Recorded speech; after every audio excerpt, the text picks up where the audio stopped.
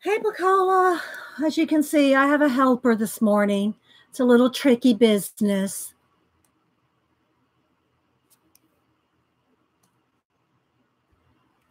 What I got all over myself, too. Adjusting the settings, because you have to do that after you go live. That looks pretty good. All right, I got a tweet. Let me tweet.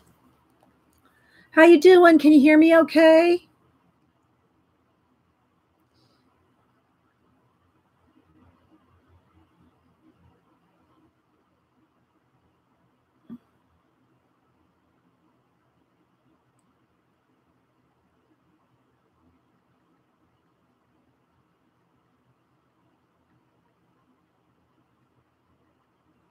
One second. Always wants to fix it to morning instead of morning. Coffee and art in the morning. It is? Okay. Okay, thanks. Let's see if I can get a picture here. Let's see. Picture. Let's see if I can get a picture here. I'll get one with the Key Cat. Key Cat.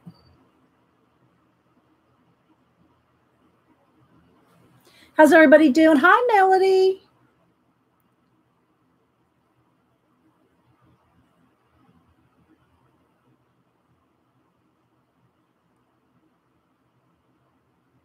One second. I got to get this tweeted. Takes a minute. Yeah. Yeah, my phone knows I'm from the South, right, Jean? Actually, I'm not from the South, but, you know, lived here long enough. All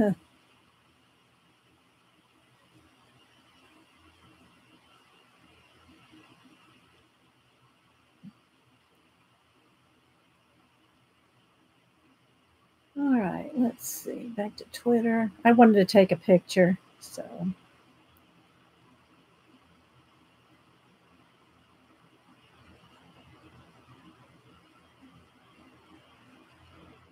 You can't do stuff till after you're here. That's the only thing. Hey, Louise. You're a bit mad. What are you mad about, Louise?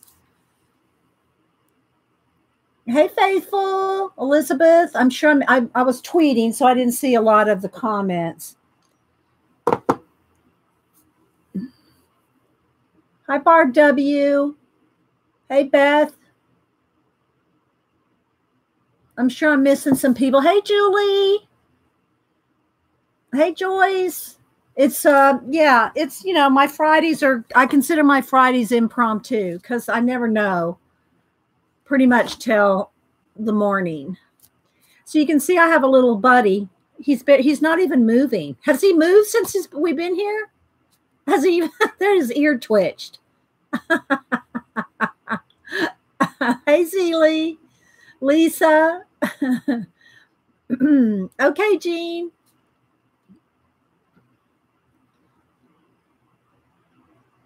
Moved his head, but not much.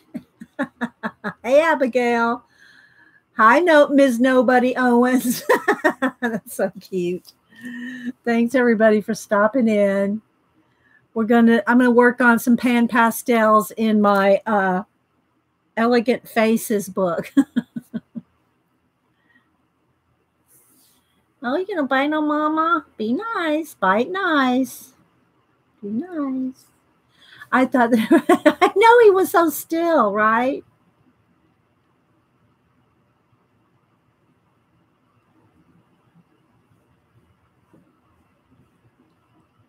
How's everybody doing? Hope everybody's looking forward to a good, long Labor Day weekend. I still plan on streaming on Monday, which is Labor Day.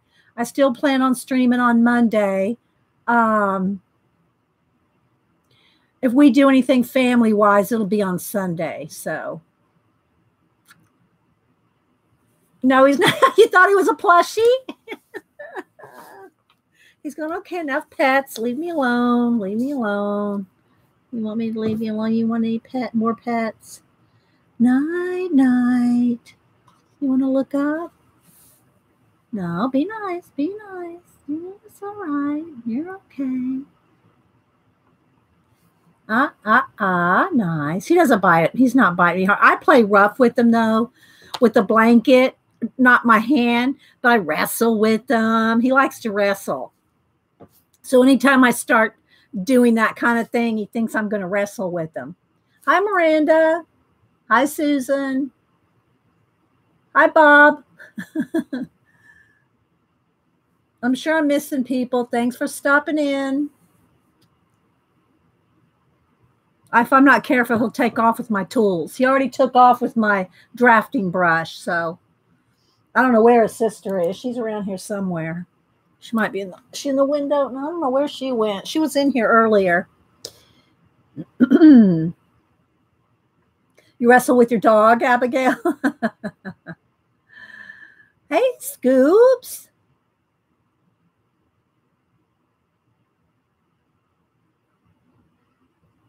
Miranda. I'm trying to see her. Louise. Yeah, I like to say good morning to everybody. What do you want? You want my... He touched this and then he sniffed his hand, my kneaded eraser. He touched it and he sniffed his paw.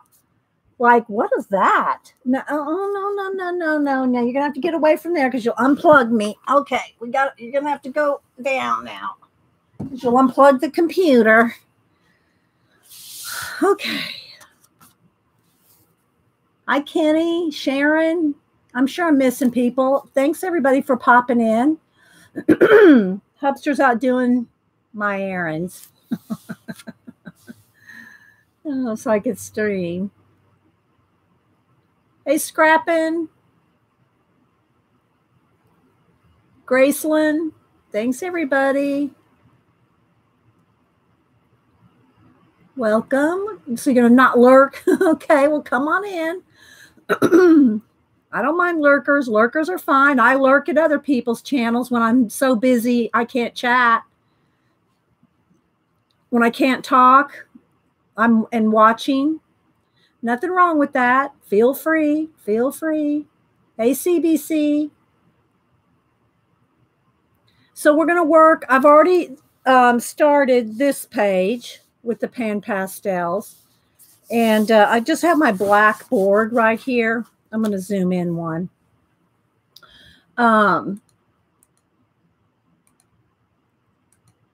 Maybe two. Let's see how that looks okay. Might have to adjust my camera.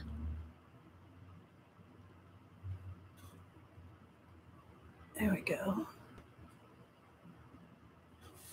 There we go. So I already started on her with the pan pastels, and that's all I've done is just a base of pan pastels. And I'll probably go ahead and work on putting a base of pan pastels on her, and then I'll go in with some pencil detail and things. Hey, Miss Vicky. Miss Vicky's got pan pastels too. Watch her. I follow Miss Vicky B on Instagram. She's the planner queen. Y'all make sure and follow Miss Vicky B here and on IG. How you doing, Vicky? Are you feeling okay?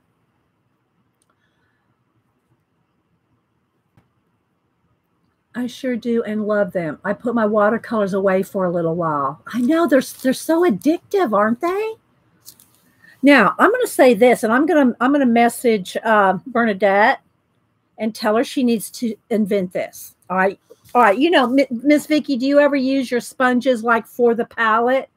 You know, you put the excess color on here and then you work off of this. They need to invent a palette I mean, they need to make this sponge a piece. Now, they probably won't make it huge, but they could make a, you know, maybe a 5x5 sponge that you can have your colors on there and work off of a sponge palette. Same material, everything the same. Make it all exactly the same material, but make it about a 5x5 piece so that you could put all your colors out on that and work off of it like a palette. That's what they need to do. I'm gonna tell Bernadette. That's what she needs to do. Oh, good, Scoobs. Thank you. So it would just be because, like, I have a blue, a green on this side, blue on this side. Here's some with some oranges and flesh tones. Here's some pinks and magentas. It would be so nice if all these were on just one palette, you know? Well, it just yeah, like I said, it could be bigger. I'd love it if it was bigger. But, you know, practically speaking, I don't know about how they would manufacture these sponges, how big they could make them. Yeah, yeah, that would be good too, Vicky. Yeah. So it would just be nice to have, you know, a way to have to blend them. To blend them like this, but more, you know, more concentrate, you know, where they're all together. You still like your Neos, Faithful? Yeah, I love my Neos too.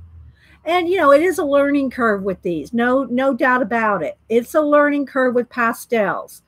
Pastels or pan pastels. So anyway, so that is what I want to do. And we're working out. I've already shown it. I'll do another little flip here. It's Grayscale and Underpainting Color Book Elegant Faces by Ikuko, or it might be Ikuko. I'm not sure how you pronounce it. Ikuko. And let me show you my other ones here.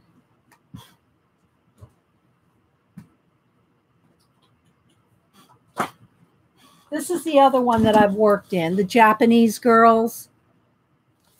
And let me get them out of my notebook here. The ones I've done from that. So they're in plastic, but I think you can still see them. These, the flash out. Here, I think this one's my favorite. This one right here. This is how the Japanese girls. And then this one.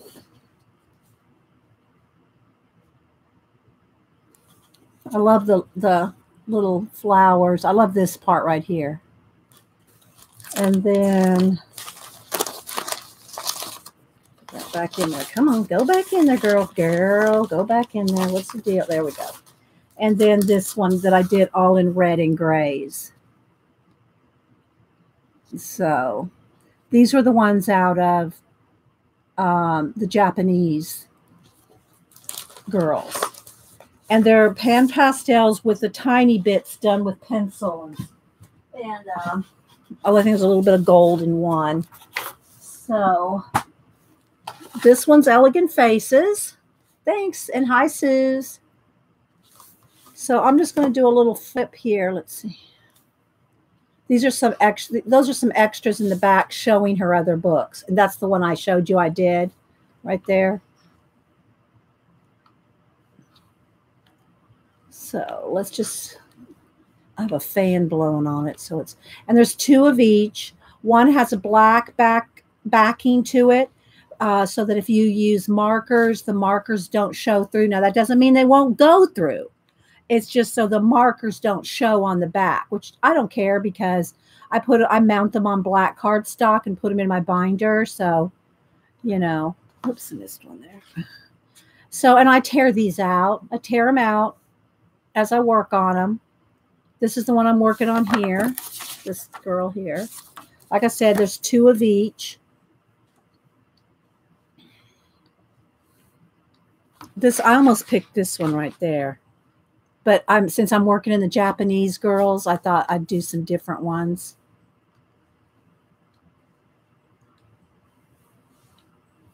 So hello, everybody popping in. Lisa, Q. If you talk to me, guys, put it in caps, okay? So I know you're talking to me, because the chat gets going, and I miss conversation. So, yeah.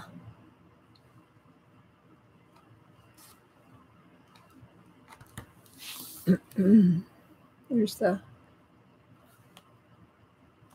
Okay, so I'm going to try and work on a black board background. If it starts getting sunny, though, this is the board I block the sun. So I'll have to get another one. All right, so this is what I've got done so far on this one. And just the hair, the hat, the skin, and the cheeks. I want those I want that. I did that on purpose. I still have to do her lips, her eyes, her clothes, and everything, and then details. Hi, Sunny D. So, but I'm going to go ahead and do her skin real quick, just to, just to do it. And I use the soft. They have extra F's in there.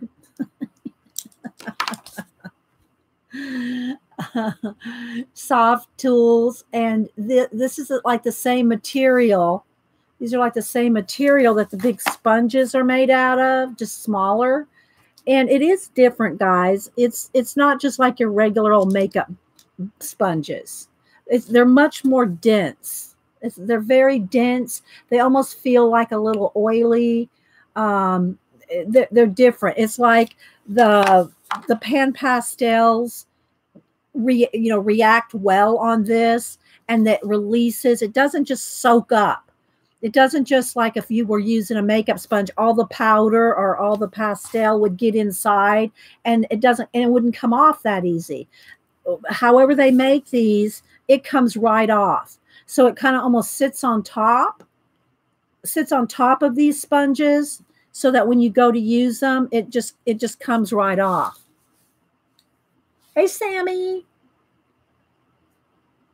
Okay, so and you got to be neat. It can get if you get your hands in it, you can smear things. So I keep my kneaded eraser handy, and then you do have to fixative it. I'm still trying to get used to the Spectra Fix. It's like it doesn't seem like it's a permanent fixative. Spraying it twice, I don't know. I think it's okay, the Spectra Fix, but I don't know. I don't like the scent of fixatives. I've been using the Grumbacher Final fixative. It seems to have less smell than like the Krylon and other ones that I've had in the past. And but I still spray everything outside. I take everything outside and spray. I don't spray anything in the house. And it's also, the Spectra Fix is a pump. So you gotta kind of go over here and get it going and then spray so you don't have spots. I'm just not used to it. That's all. Maybe I just need to practice more with it. So, all right, everybody. Well, let's go ahead and get started. I just picked out a flesh tone to start. I haven't picked out any other colors yet. Any peaches or, any other colors. I might go with, I don't know. I like that color, but we'll see. We'll see. Also, a little bit of shading. I think I'll go with this one here. So, I've got red iron oxide tint and burnt sienna. And I'm, I know that, with pencils, we're used to layering a lot of different colors together. I'm not used to pan pastels enough to put, a lot of blues and yellows, and I'm just not used to them yet. So I've just been trying to do a minimal amount of colors until I get used to them. I'll work my way into them slowly.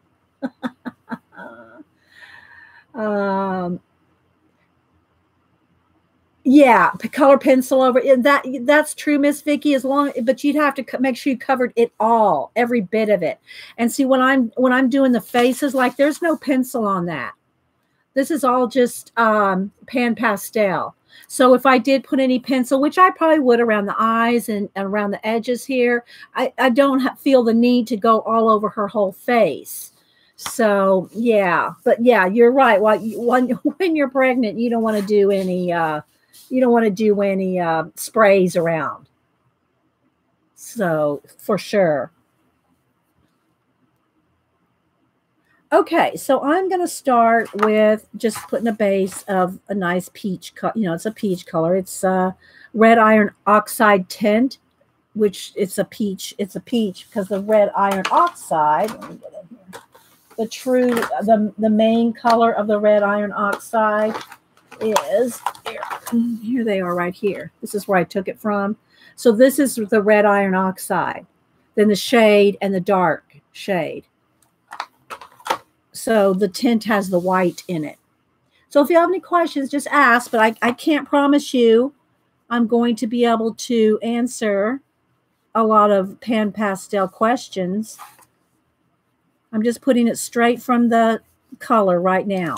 And then you can go in here and blend out other colors. But first I'm just going to get a coat of this on here just to start. And you don't dig into this. You kind of just drag the tool on there and it just picks it up. And see, it just releases right off of the tool. Thank you. Starting out great, Diana. Thank you. Hey, wee hootie, Kat, Mitz, Desiree. Anybody else I missed? Thanks for being here.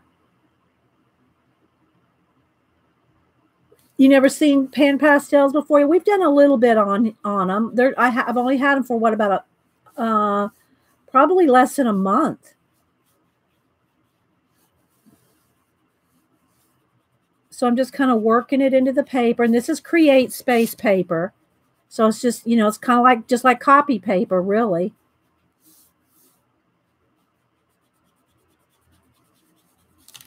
But the grayscale is perfect for pan pastels. It's already got the shade, the grayscale. And so if you have a grayscale color book, they're perfect for that. And, everybody's going, well, what colors would you recommend getting?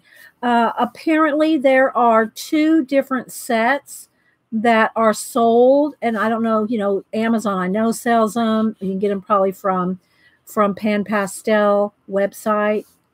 The portrait set and the skin tone set. So, one of those is what I would recommend to start with.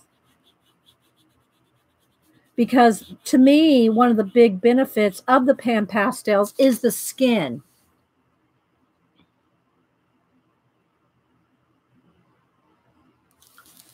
So, yeah. So there's just a little base coat there. And I don't even know what color hair I'm going to do since I got her as purple and pink hair. I don't know what color hair I want to do with her. Maybe a teal. Maybe teal hair. Blue hair. That would be pretty with blue eyes. You got your peanut butter on toast, Jean? Hey, Linda. So, yeah. So everybody, I don't know. On Fridays, it's usually low-key day because I don't have a schedule. On Friday, it's just, I pop in on impromptu. So, if we have new people come in, make them feel welcome. Hi, Shirley. I think I said hi to Lisa, Abigail. Thanks, everybody. Remember to, if you're talking to me, put it in caps. Okay, so now I think what I'm going to do is I'm going to come over here to my sponge. I'm going to go on the other side of the tool here for the darker color, and I'm going to put it on my sponge, okay? And then on the lighter color, I'm going to pick some of that up and put it here. That's why I said I would love a palette made out of this sponge, like flat, like these are, like a flat palette.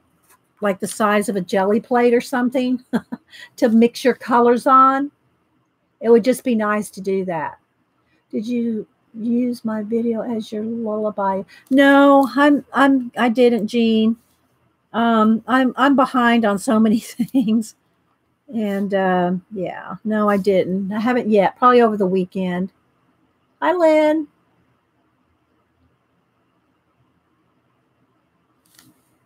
So I'm just going to mix those two like that. So it's not quite as dark as that. It's a little darker than that. See? And then I can get in there and start shading. Maybe a little darker right there. So you can use your sponge as the, do I need to zoom in, guys? Do we need to click in one maybe?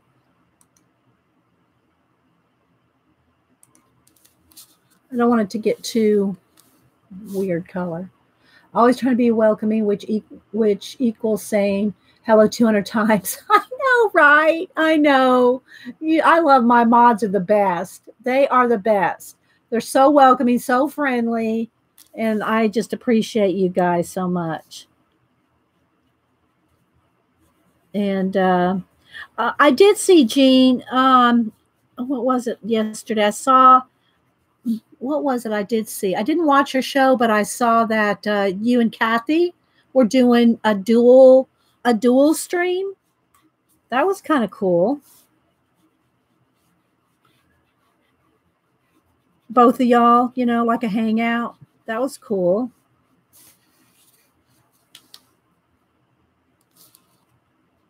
But yeah, I have to go back and watch it. I've just been a little overwhelmed lately. So yeah.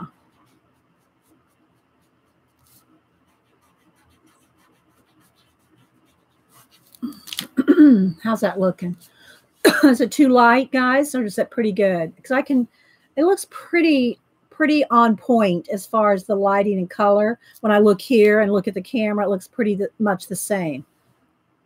So trying to, I try to look at the camera set, you know, the lighting on the screen and see if it looks the same as in, or the color anyway. Sometimes the lighting's a little lighter or darker, but I try to have the, I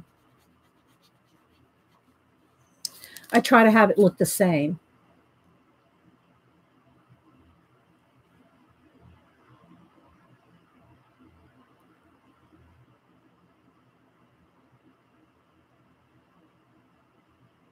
I missed something about adding someone to a stream. I'm sorry. Let me get a sip of coffee here. Yeah, now trolls don't stick around long. They're booted really quick, so I don't worry about the trolls. My mod's got the troll situation well in hand. Well in hand. Hey, Linda. Aw, thanks, Shirley. So just picking up a little bit more.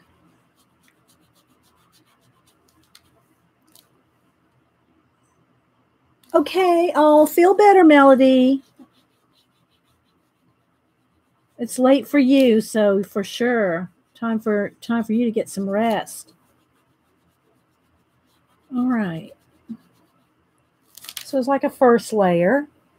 See how easy that was, though, to shade that face? Oh, okay. So y'all shared. She shared your Manicam. Oh, that's kind of cool, Jean. Hoping others will do it with me. Oh, that's pretty cool, Jean. So you just shared your Manicam, and that's cool, so that y'all could stream together.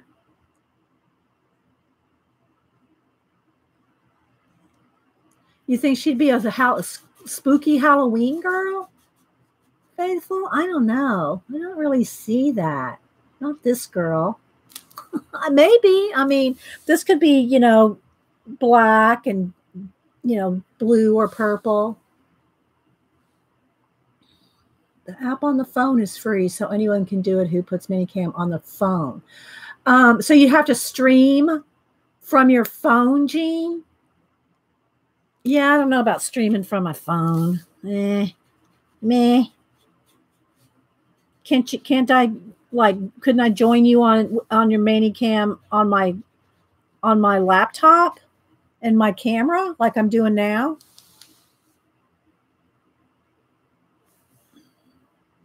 Or does it have to be through the app?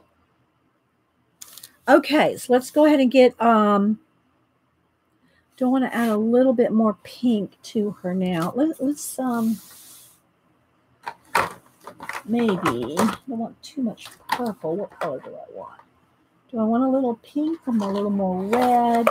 Let's see. I think I'll go with, let's try, I'm going to blend out this pink and this, oops, this pink and this red on here. The app on the phone is free. Oh, okay. So you have to do it on the phone. No, my Manicam finds the guest through the app. Okay, so you have to use the app. Oh, okay. All right, so let's see. Let's go ahead and also let me get a paper towel. To clean the tool, all you have to do is just like clean it off on a paper towel. You can wash them too, but you know, just kind of removing the, and it's stained when you do this, but it's a fine. Hey, Darla. no Halloween till October 1st. Okay. Yeah, we have a little bit of ways to go. All right, let's see. So I'm going to let's go ahead and pick up some red. I could have got a bigger tool to pick it up with and put it on here. But yeah, we need some sponge. A sponge palette is what we need. And I'm going to tell Bernadette she needs to invent that or produce one. Okay, I'm going to turn it over on the other side here and get some pink.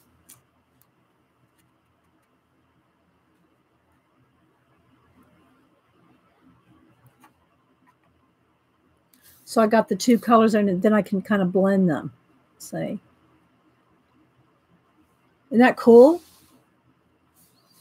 So I can get a little rosy cheeks. In her now, I don't want, she's like a painted woman.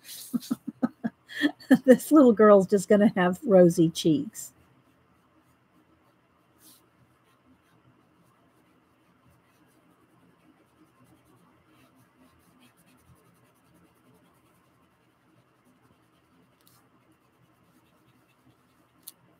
And I think I'll go ahead and put some on her lips too as a base. Okay, and I'll just add a little bit of rosiness here and there.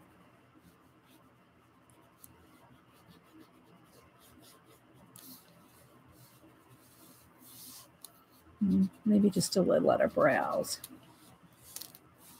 Okay, now I'm going to wipe off the excess there and then just softly blend those two together. See how they just softly blend? Can y'all see that? How they softly blended right there?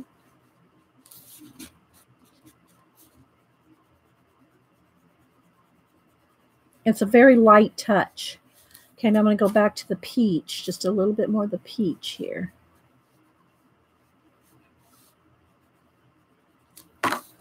And just, you know, I'm just using my paper towel up here to kind of get rid of the excess.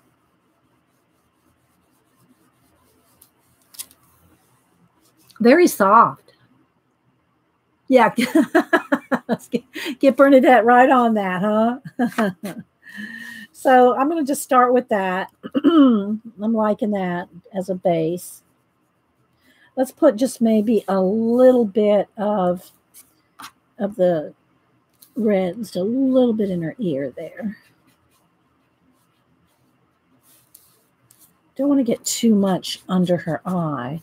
I kind of want to keep that.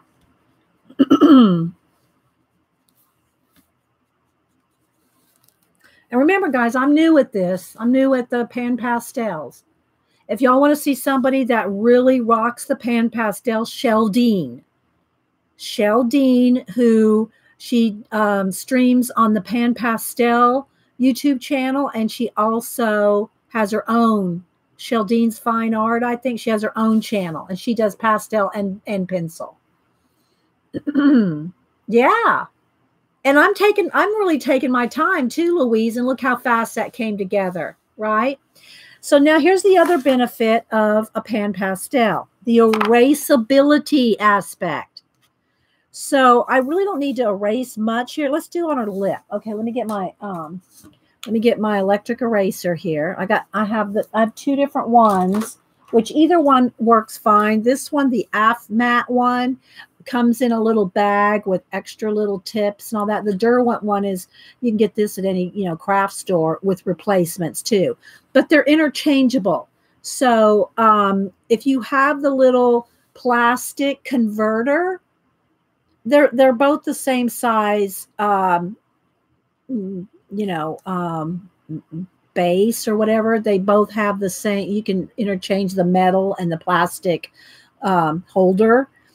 And so like, for instance, let's look at her lips here. I hope I'm close enough, guys.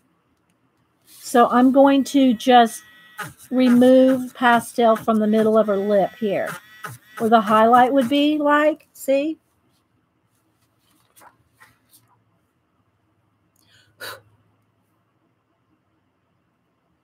Or let's say maybe in the corner of her eye a little more.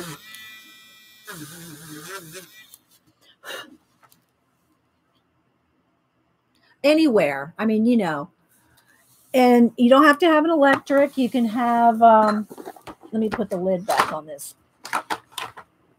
Just any little, here's just a little white one here, or your kneaded. I would really recommend having a kneaded eraser with these, because you can like pick up like areas really easy, kind of dabbing it up. Instead of erasing, you can kind of dab up areas. And also this is perfect for like if you get crumbs or finger smears or anything around the edges, you can just kind of, get rid of that, get rid of areas around. Hi, Shara. Who else am I missing? Hey, Stars. Tracy. Katrina. Hi, guys. Remember, put it in caps if you want to talk to me. Good morning, everybody coming in. So, yeah.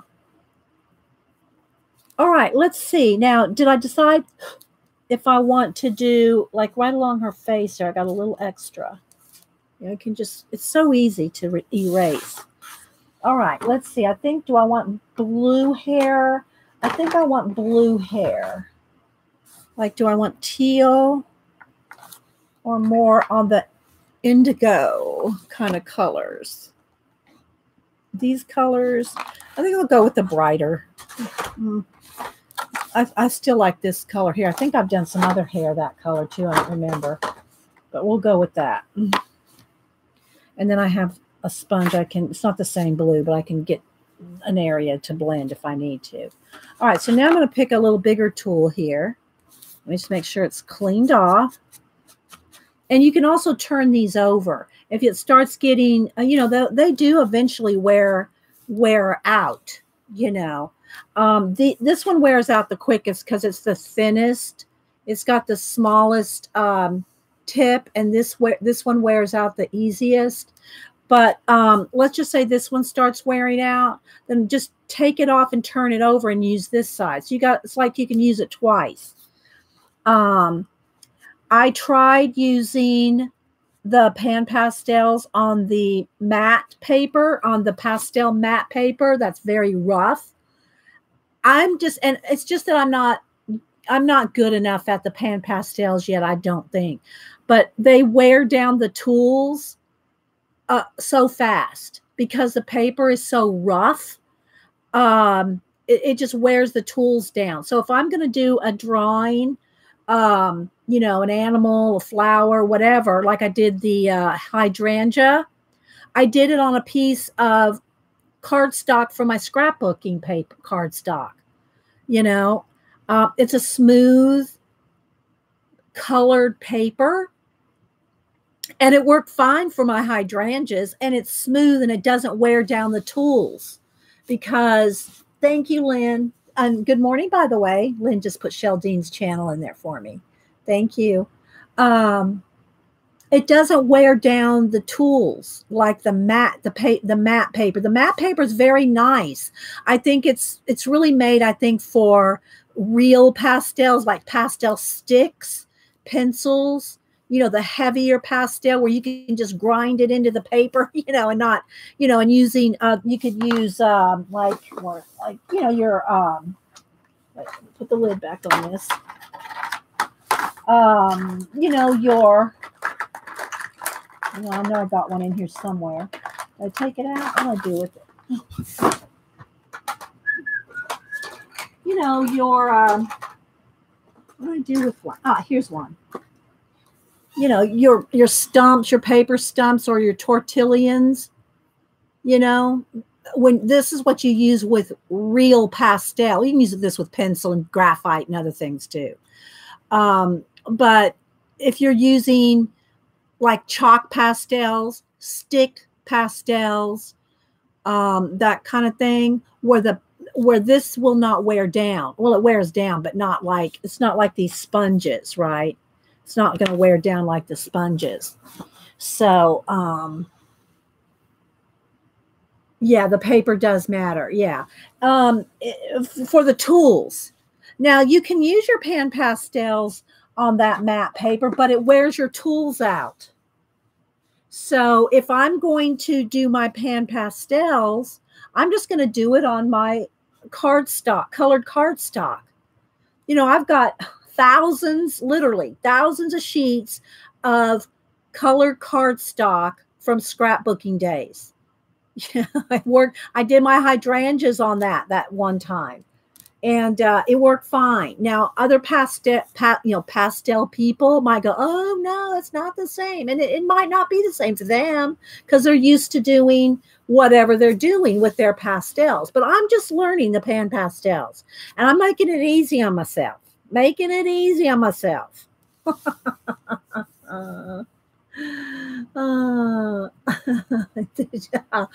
Dawn, I don't whistle that often. Hi, Teresa. Yeah, the sponges just wear out with the rough paper. Okay. The rough paper, which is nice paper. Let me show you here. It's nice paper. And it's expensive paper. Let's see. Where'd I put it here?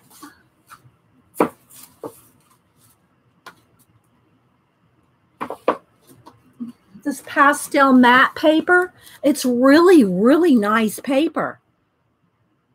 But not for the tools.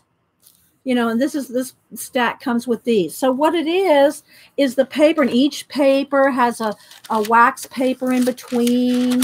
Very nice. It's very it's like very thick.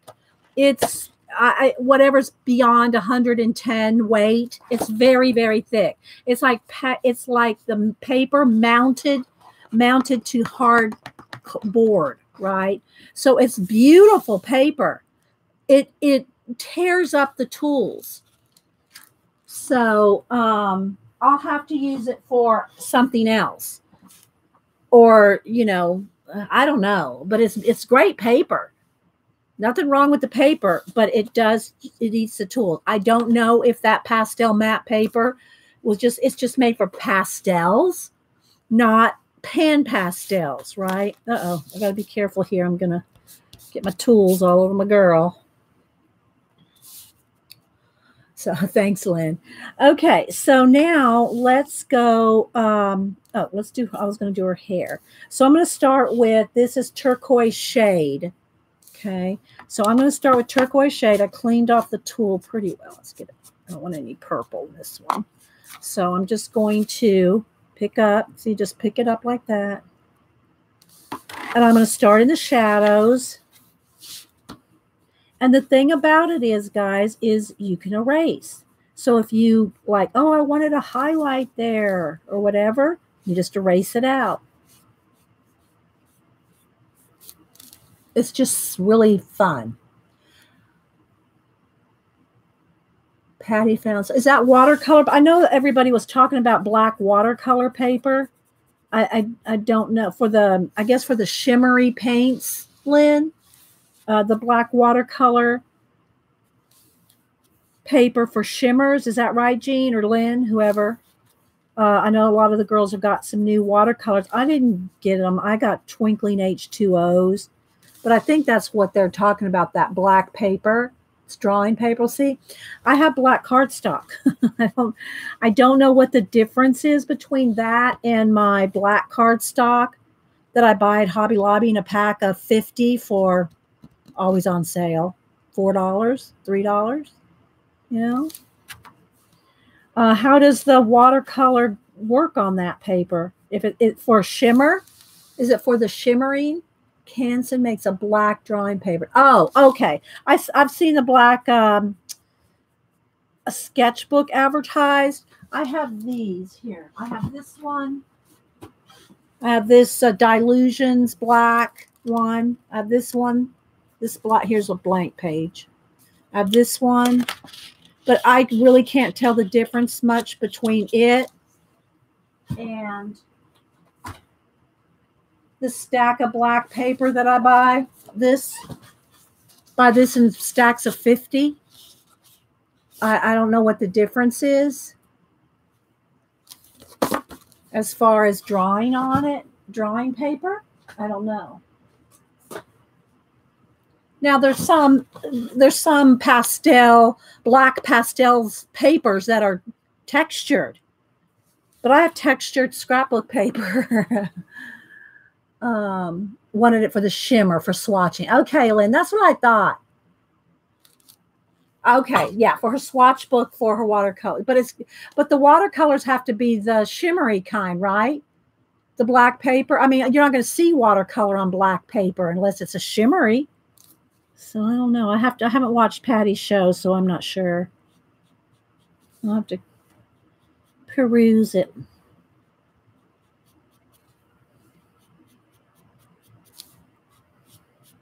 And I haven't even really considered any backgrounds on these. I'm really just trying to, practice with the faces and everything. Haven't really thought about doing any backgrounds on these girls. I think in one of the Japanese girls, I painted it black or something, but not really. I just want to kind of practice with the faces. What's the difference between those shimmers, Jean, and twinkling H2O? If you know. If you know.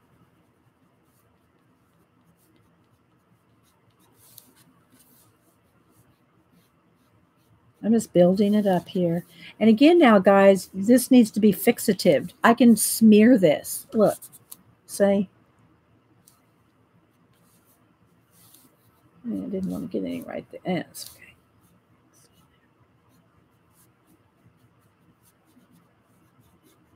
So I'm just using a light touch and layering it up. Now, I know that there's professional pan pastel people that can get in tiny details and get it very dark, very, like, let's just say you wanted that shadow almost black. I know that, even with the black pan pastel, they can get in there real tight with tiny, like even in the eyes, they can shade the eyes and everything. But I even Shalene, I think, Sheldine uses pencil as well. Now, I'm not saying she does on every piece because I haven't seen everything she's ever done, but she uses color pencil. Hi, Nikki. She uses color pencil in her pieces too, and I consider her a professional pan pastel. She's a pan pastel ninja. There's really no difference. Twinkling H2Os are shimmer watercolor. Okay, yeah. See, I haven't used my twinkling H2Os. I don't know how long. So, I gotta say though, I wasn't even really tempted to get any more watercolors. So yeah. Okay, so there's a base. See how it's starting to shape up? Now, I think I want to get maybe a gray blue. Let's see, which one do I want? I want this one. No, I think I want more in the gray family. I think I'm going to go with the gray. I'm going to go with the dark gray.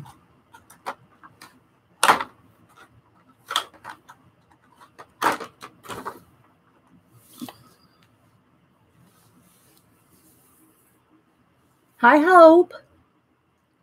AJ, Sharon the colorist. Anybody else I missed? I'm sure I missed it. Remember, guys, if you, especially if you're new, put it in caps if you're talking to me, so I know you're talking to me. You talking to me?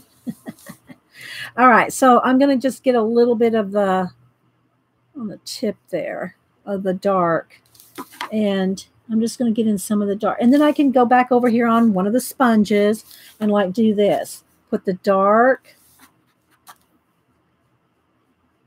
Okay. Pick up some of the light. So this is why I want a whole bunch. I want a palette of these sponges.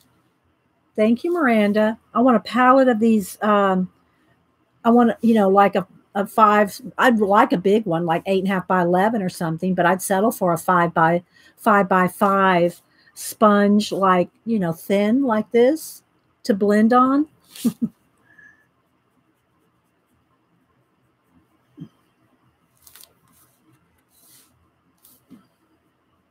So I just want to get some of the very dark areas there. Can y'all see the difference? Oh, thanks, Kimberly. Yeah. I'm just now putting the second color.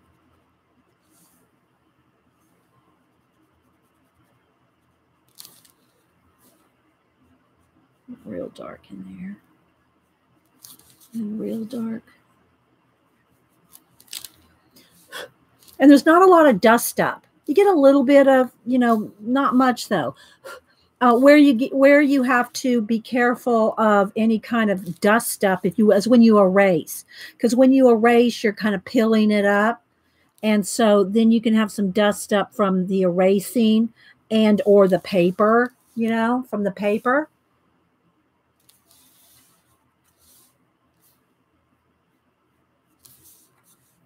So yeah, I've been wanting to get back in the pan pastels. I mean, there's so many projects we work on around here. It's not just coloring. It's not, we do mixed media, we do altered books, we do a lot of projects around here. Keep it fun. Yes, it's a grayscale coloring book page. Yeah, it's out of, where's my book? It's out of this book right here. Elegant Faces by Ikuko. Ikuko. And she has 4, maybe 4.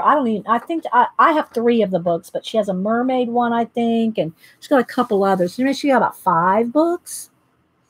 I'm not sure. Yeah.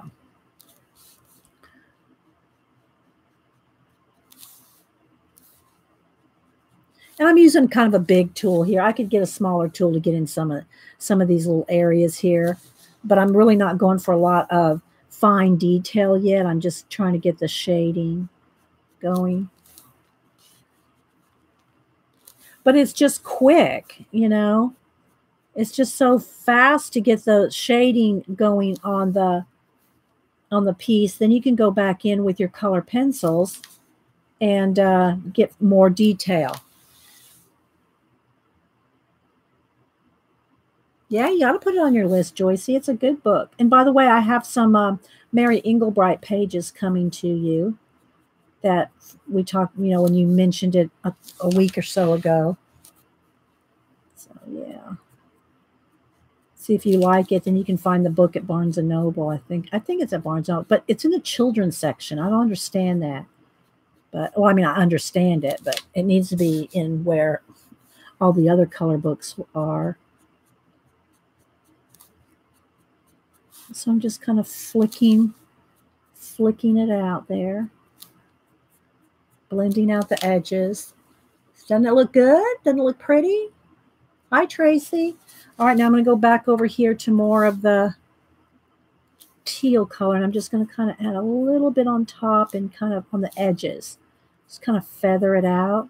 And then what I'll do is I'll go in there with my eraser and pick out more highlights. So I'll just get it nice and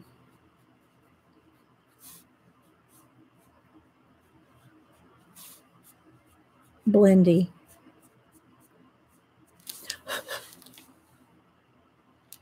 And then I'll get the small tipped thing here. And I'm going to do her eyes that color too. And now that's just a base coat. Not all the detail is shaded in yet, but I did her eyes the same color as her hair. And now I'm going to take my eraser. You just take a regular eraser. Well, let's take my kneaded eraser. I'll take the kneaded eraser. Okay, and I'm going to just kind of get some brights back, and then it accumulates on there. That's why a kneaded eraser, you just fold it over and it all folds into itself.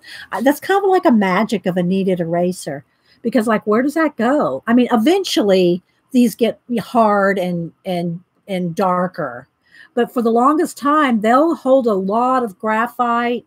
You know, they hold a lot of product in them. Okay, so I'm just going to start with getting the big areas that I want to highlight. Okay.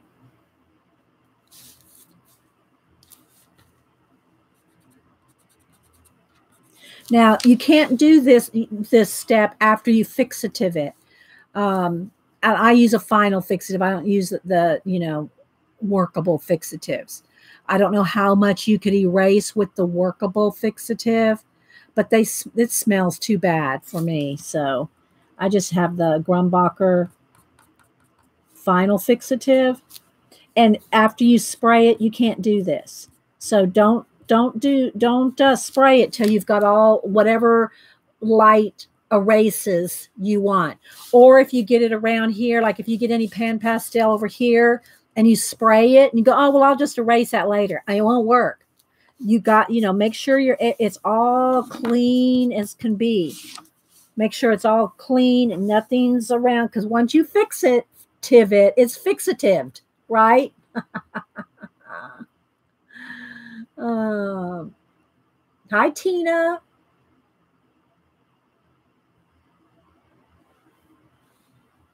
Okay. There's a little bit better color right there. Okay. So now what I'll do is I'll take my electric eraser, and I could take the point of this, and do kind of the same thing. This is just nice and handy. And I can get in here. Now get a good grip on it, because once you touch it to the paper, it can kind of go its own way, right?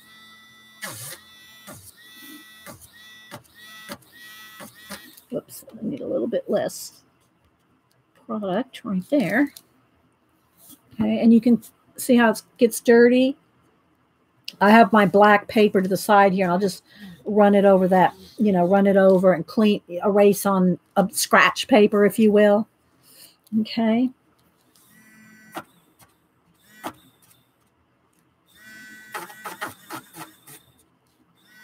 And if you erase too much, you can always go back in. Okay, I got to clean it off.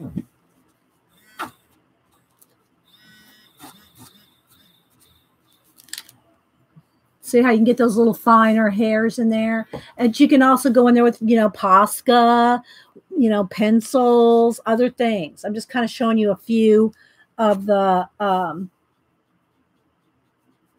techniques I'm learning myself.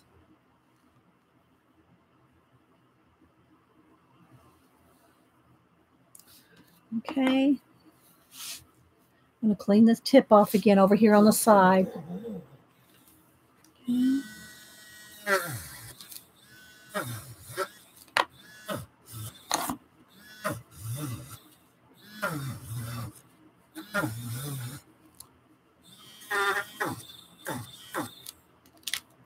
See how you can get those highlights there?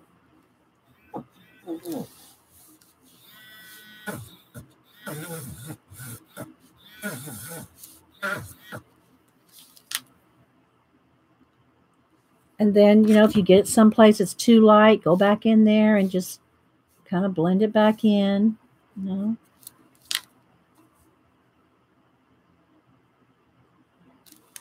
Okay. So there's a start on her. Now let me use my Get any little crumbs and little things. Okay.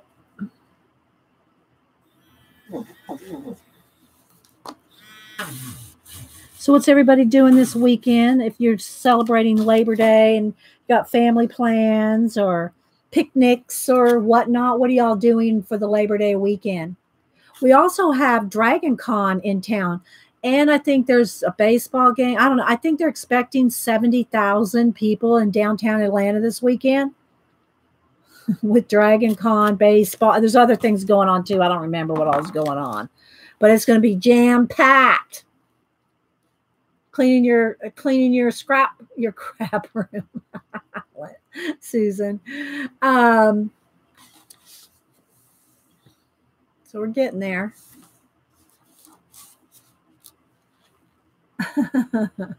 Normal weekend for us, Tasmania. I'm just sitting inside crocheting. The town. Yeah, you probably have some parades and all kinds of things going on up there in Mars, Jean.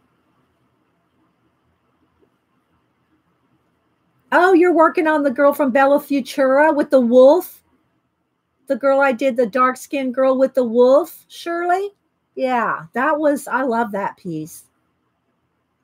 I don't know if it's still in my Bella Futura. I saw you post on Instagram. I think it was you. I've seen people posting that. Let's see, where's my Bella Futura? Where are ya? Where are ya, Bella Futura? I don't know where it is. Where'd I put it?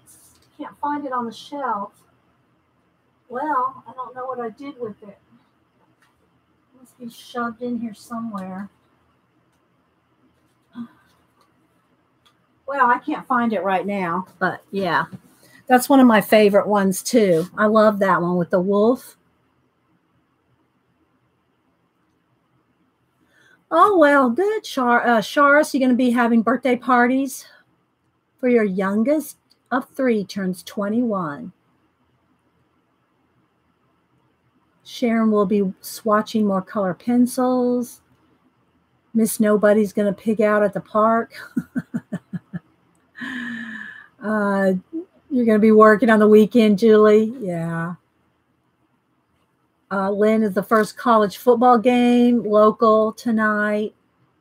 Louise is working on the trains this weekend, but will no doubt find some time to color. Working on the trains, Louise? Tammy getting ready for school to start. That seems so funny, Tammy. I know most people, well, a lot of people across the country, school starts after Labor Day. Here in Georgia, school starts the first week of August. They've been in school a month.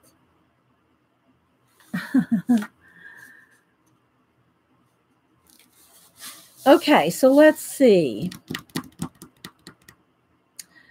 Which one do I want? I think I'll go back. I'm going to leave this one for a minute, go back to her. I'm working on 2 at a time, as y'all can see. Teachers were in last week. Yeah, a lot of people in Canada too. I guess they start after Labor Day. Oh, you're a train guard in the UK. Awesome, Louise. You take people on the train from London to the west of England. Krishna. Well, what a terrible thing to say. Thank you, mods. I guess Krishna doesn't have nothing better to do today. Sorry. Louise, yeah, from Paddington Station. How interesting. Do you ever post any pictures or anything, Louise? Like are you on IG or anything? Suze, you might work on some pan pastels. School started for you guys on the 7th. Yeah. See, that's here too. I guess it just depends on the school district or system. Oh, well, yeah, the time zones in Oz are totally different.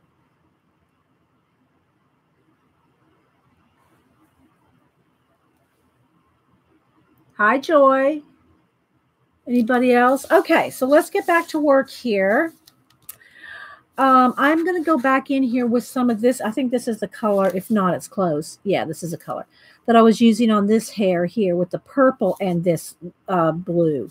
So I'm just going to get some little darker areas in here with this color. I should probably get a smaller tool. I just happen to have this one full of color, so I'm using it. But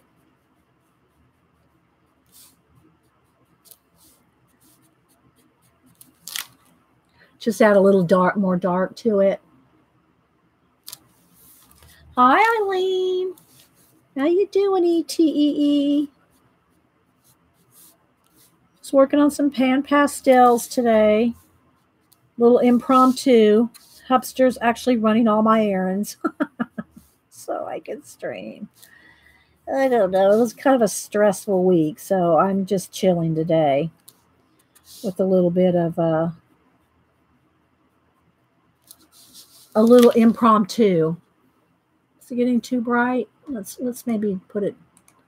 The sun, you know, changes things. There we go. That's a little better.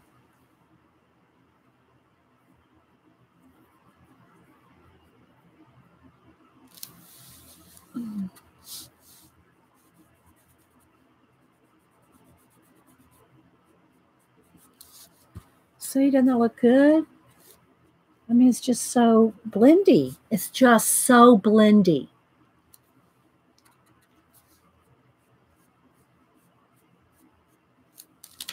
And she has a netting. See the net on her hat? After I fixative it, I will go back and Posca in that netting back over the top of everything. See the net? There you go. The netting. Well, I don't like to talk about stuff on my show. I like to keep it positive. And it's really not anything going on with me per se. But, well, let's see. How much do I want to talk? Doesn't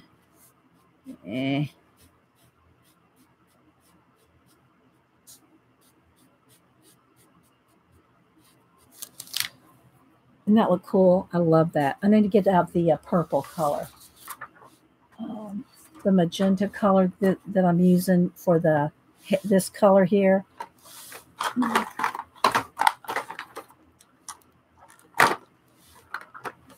This one, and I might have even used a little of this. I'm not sure. I might have used a little of both.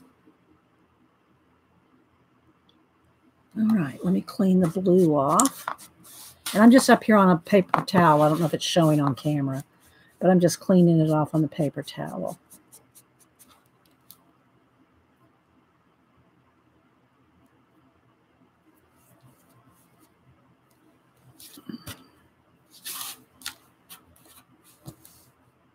Oh, I'm going to keep arting, Jean.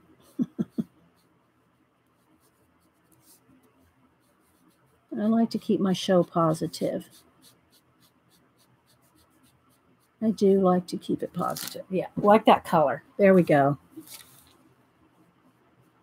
You can clean the sponges in water, Robin. I never do. I never have. And remember, guys, I've only had pan pastels a month. So I just clean them off on the paper towel. I mean, they're stained, but they clean off on the paper towel. So I haven't found a need. I haven't found a real need to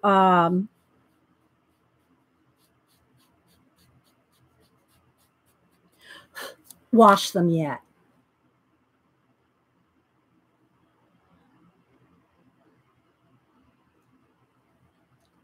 See?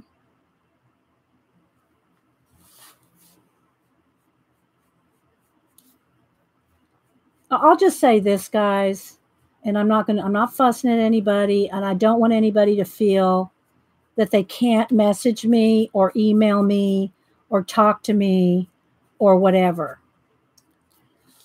I can't even tell you how many emails, private messages, and things like that I get.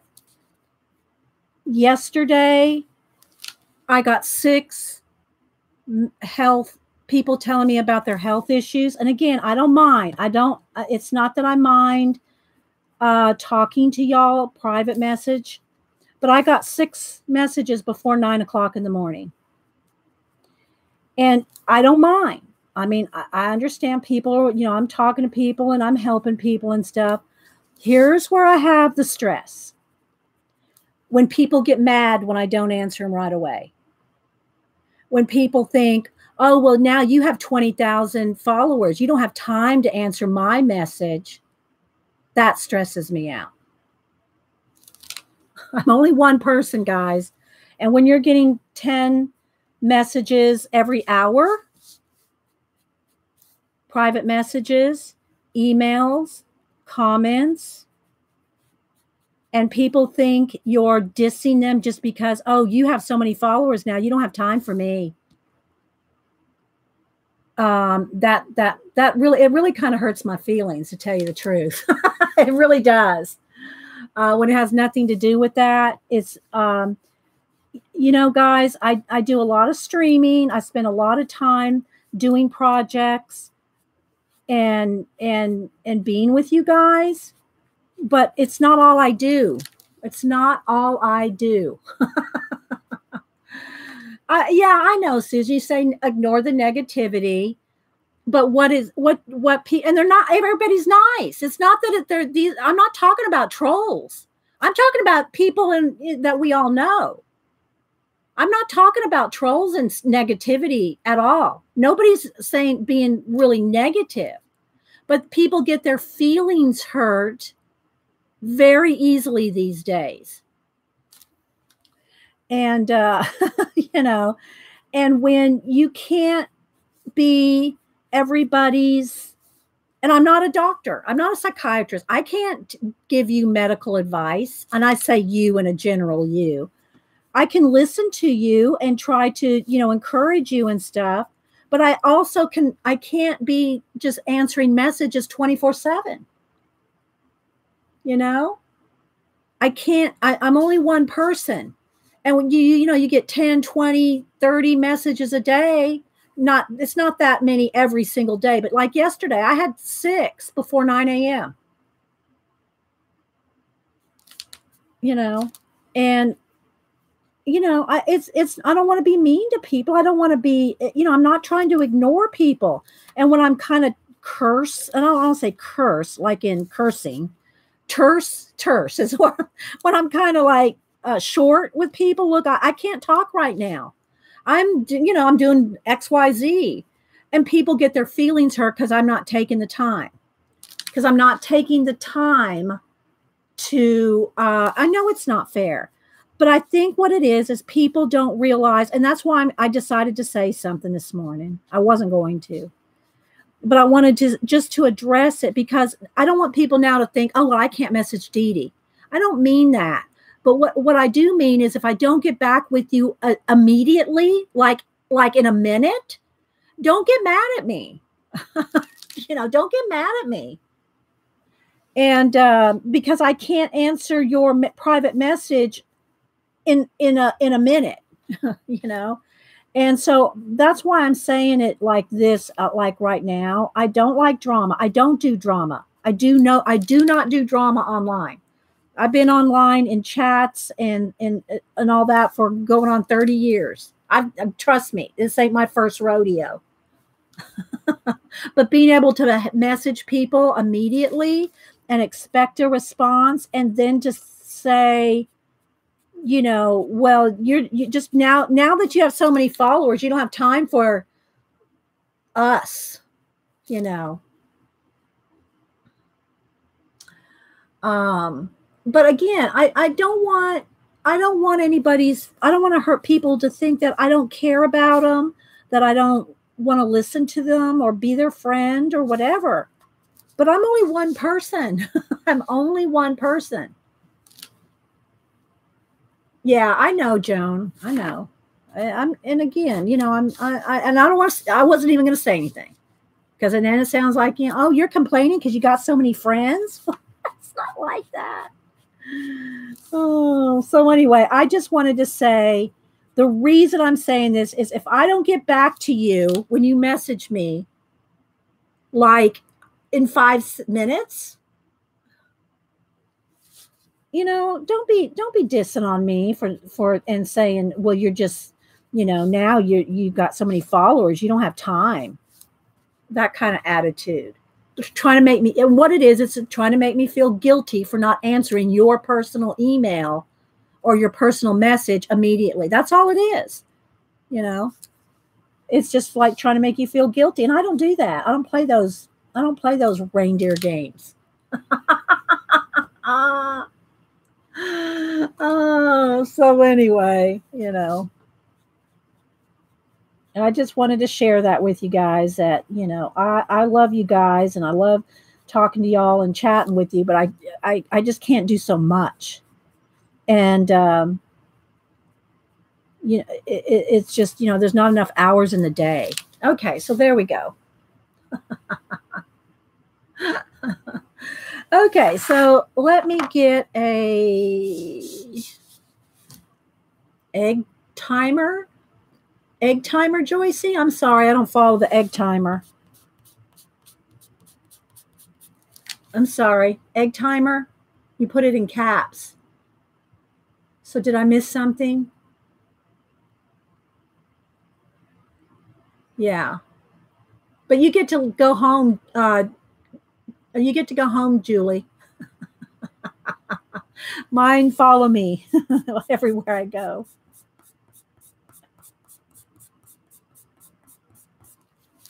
See how I'm lightening up the hair there?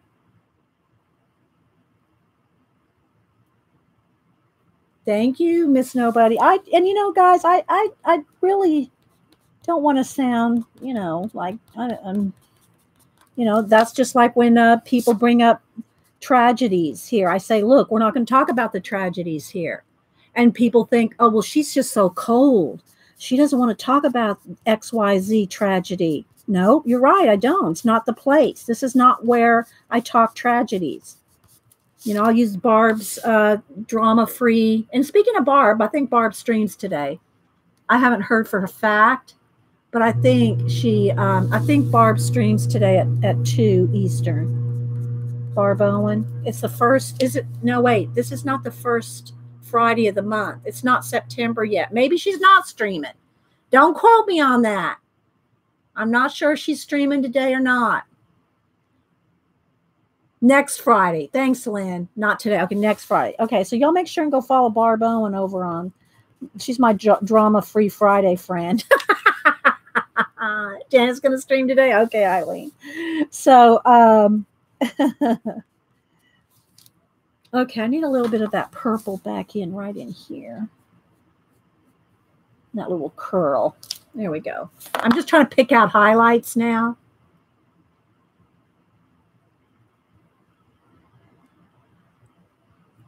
Well said, Dee. That's exactly how it should be. Yeah, thanks, Sammy. Yeah, and you know, I don't mean that you can't email me, message me, and I'm not talking trolls here. If you're a troll, don't even bother. But our friends, you know, they're our friends. But you know, I don't want to diss on you, but I can't do it all. And yeah. All right, so I think that's good for that. Now let me take the electric eraser and get in there and do some strands, which you can also do with, you could also do the strands of, with Posca and other things. But I'm going to try to put in a few.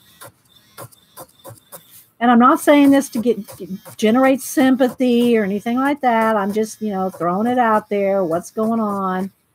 Not, you know, just take it for just the honest, you know, words that it is.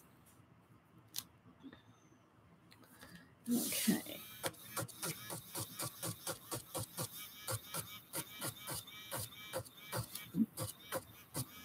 Everybody's got issues, I understand. Okay, I want this really light right in there. See how you can do that with the eraser? You like fractals, Tina? I love fractals.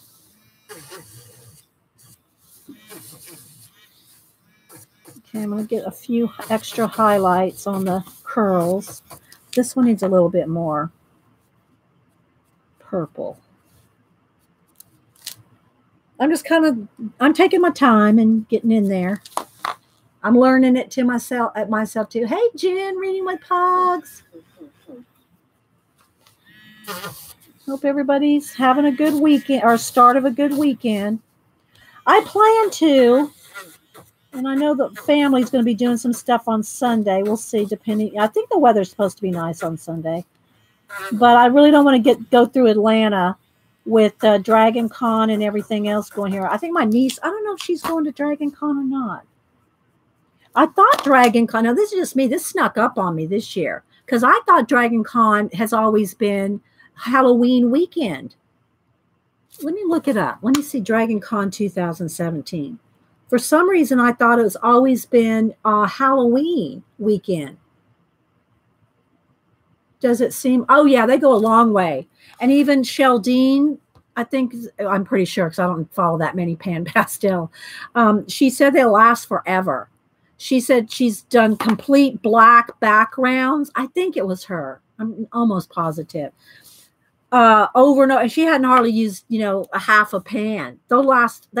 It's kind of like a Neo Color too. It's like they just don't run out. Let me look up real quick Dragon Con 2017 because I want to see when it was. I thought it was always Halloween weekend, but this year it's this. I know San Japan in San Antonio is Labor Day weekend. Why didn't it come up? Dragon Con 2. I want to go back to last year. Oh, come on. Autocorrect. Dragon Con 2017.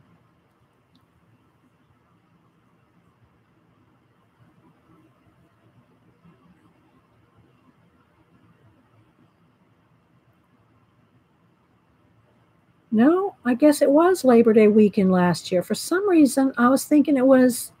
Is there another one on Halloween? For some reason, I thought it was Halloween weekend, the end of October. Maybe that's a different con. I don't know. Anyway, it's this weekend, and so Atlanta is going to be, I think that, and some football and baseball, and so there's like 70,000. I think Hubster told me 70,000 people in town. So I don't really want to drive through anything downtown.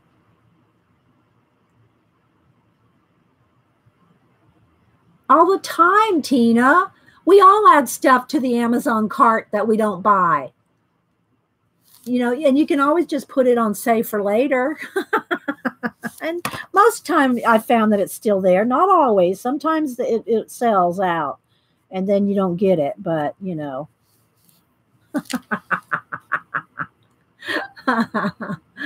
Oh my gosh. I think everybody does that.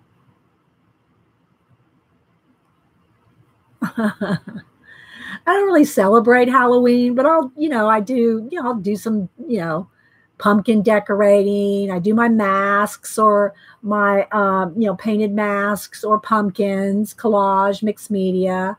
Now, Eileen, the reason your Amazon cart's empty is probably because you probably just hit the buy button 5 minutes ago. Eileen. Okay, I think I want her to have magenta eyes. So I'm going to go with the bright here, and I'm going to put, and this is just a base, guys. There's no shading yet. I'll do all that with pencil. Okay, so I'm going to have her have magenta eyes, and I think I'll go with the darker. Maybe I'll mix these two. Let's see. Let's put a little bit of this. I'm going to have her have some nice dark lips here. So I'll put both these colors here.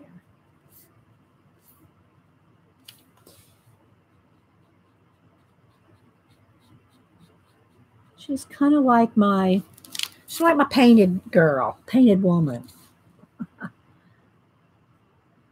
Oh, they're delivering your stuff to get. Tell me what you ordered, Eileen. We want to know.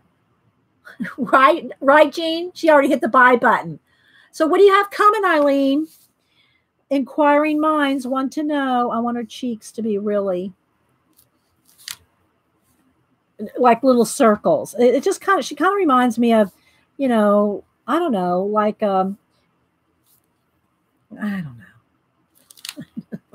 I wanted to have like rouge, not blush, but remember rouge. Okay. All right. So now I'm going to clean my thing off here and just kind of soften it out.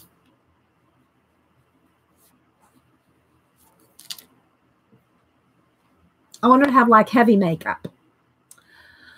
Trying to get Jim to go to Michael's to get me a new cart. How many carts do you have, Susan? You're talking about like those IKEA type carts, Raska, what are they called? Raska carts, whatever. Yeah, I don't have any room in my room for one of those. I love them. I think they're awesome. I don't have room for those.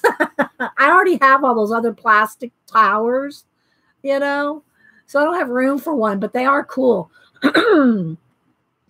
Sue says she has 525 items in her saved Amazon. Oh my gosh. Now I've never done that.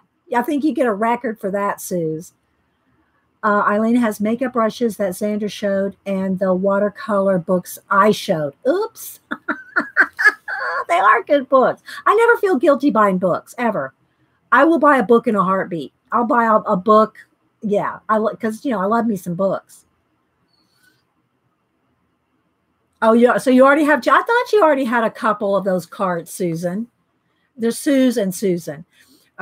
Susan has a 2 and they're overflowing, so you need a 3rd. Yeah, you got room for them. That's like Colleen. Colleen, what, she got about 10? I'm not sure, but I'm thinking Colleen has about 10 of them. Might be a little exaggeration, but she probably has 8. She probably has 8 of them. I have my, I think it should be delivered today. I have my, what do you call it? Second abandoned civilizations coming. I think that'll be here today. Yeah, the grandmother's rouge from her pocketbook. Oh, that's a perfect description. Yeah. I have my second abandoned book coming, Abandoned Civilizations. And then I have, I bought that from Xandra's shop. Don't even need to turn it on to get certain places there. That binder, the mermaid, Jane Davenport mermaid binder. I have that coming from Xandra's shop. And somebody feel free to put Xandra's shop in there. Where's my, oh, the cats have my brush probably all got cat spittle on it. Let me just get another little brush here to get crumbs off. The erasure crumbs. I usually use my drafting brush, but the cats have been, you know. Okay, so now I need to clean up some areas here where my fingerprints are, because before you spray it, you will have fingerprints melded in there. See, I got something on there. It's wet. You know what it is? I probably spit on it, and then now it's stuck. I'll have to wipe that out because I spit on it. And I spit on it and then put pan pastel over it. It ain't coming off. You bought the Star Branch Spiral book? Yeah, that's an awesome book, Louise. She had 6 of them in one area. Yeah, see, I know she had a lot. Now that she's moved, she's probably going to get some more. There's a book called Paper by Nicholas A. Benz that I think you would like. Paper. Called on Paper? That's the name of it? Called on Paper? It could be, Kat. It could be. What's the name of my eraser? It's the AFMAT. And if you order this on Amazon, it comes in a little bag with a little brush and extra replacements. And it comes with the plastic little, and I put it in this one so I can use them both at the same time. This right here comes with this. These little plastic things that you can use these tiny erasers in. So you can put this tiny, and this is what comes with the AFMAT one. But they have the same size. The Derwent and the AFMAT have the same size. So you can just use it in either one. Right? Yeah. I don't have that much spit, Louise. And the erasers are cheaper if you buy two, less than the cost of one, Sue said. So look for that too. Look for that Amazon deal. But these you can get in the craft store, guys. You can get these at Michael's and Hobby Lobby. So either one, just, you know, I think they work pretty much exactly the same. You know, take a AAA battery, I think, 2 AAA batteries.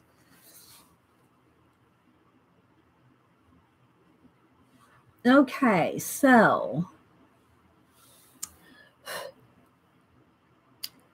And the other thing is, speaking of getting them wet, don't wet these. If somebody said, or I read it somewhere or something, that you can use these with, you know, water, let's just do a little test with that.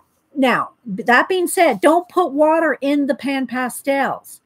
Do not put water in your pan pastels. You're going to have to put them off on a sponge or on some, you know, on the paper, and then wet. That's what I want to do. I want to do a little wet test here. Let's do that. Let me just get a page out of the back of the book here. She has some little sample things in here. Oh, I don't want to do that one, so it's all white. Let's see here. Let me just get a piece of paper here. That's about the artist. I think she has some blank ones in the back. Here's a blank one. Just to be using the exact same paper that we're using now, but I'm not going to test it on the girls. So, but let's test it on a blank sheet of paper, shall we? All right, so I'm going to try 2 different things. I'm going to just smear some on, and that may not be enough. Let me pick up a little more. Let's put quite a bit on there. Okay. Now what I want to do, I'll get a water brush, and we'll just see what happens with the water. And we'll see how fixative it gets with water. But don't, oh, the name of the book? Oh, let me see. Here it is. This one's Elegant Faces. Ikuko. Ikuko.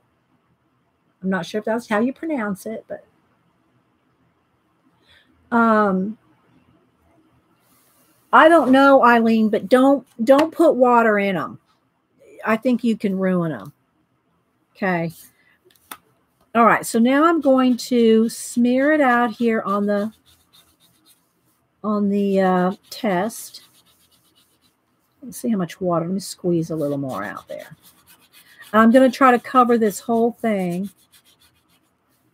I think we did a water test to see if it actually sealed it, and it did not. I think once the water dries, it still can be lifted up. You know, maybe not 100%, not back to white, but I think it's still removable. I mean, it's not fixative, right? But you know, you can move them a little here. Let's put let me put some more down here. Let's put the blue color here.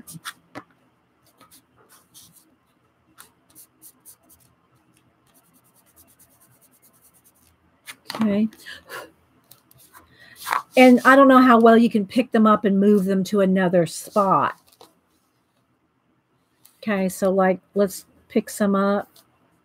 See, it doesn't pick up much, you know, as far as like picking it up. And if you try to lay this down on plastic or something where the water would be good, then I don't think that this is going to come off on plastic. Does that make sense? Let's see how well we can blend. So let's put down the 2. Let's put down a dark blue. And let's put down the light blue. Let's see how we can blend those with water. Again, don't be wetting. Don't be putting any water in your pans.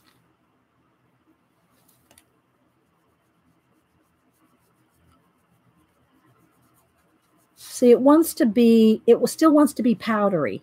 It doesn't want to be like a watercolor, you know? I'm really just not seeing the benefit of wetting them. I'm just not seeing like when I would use that. I have no idea, Miss Nobody. I have no idea what they're, you know. Do all pastels move with water? Not because they're water-based, but just because the pigment factor. The pigment is just movable and activated. I don't know that any, other than like ink tints blocks, you know, ink tints blocks are made to move with water. But I don't know if any pastels, you know. Yeah, you can use mineral spirits. But I'm just not seeing the benefit of this. When you can blend everything so well with just the tool. I don't know. But there you go. There you go. Oh, we wanted to see. Well, I'll let it sit over there and dry for a minute. Because this right here is completely covered with water. I'll let it completely dry and then see if anything lifts up. All right.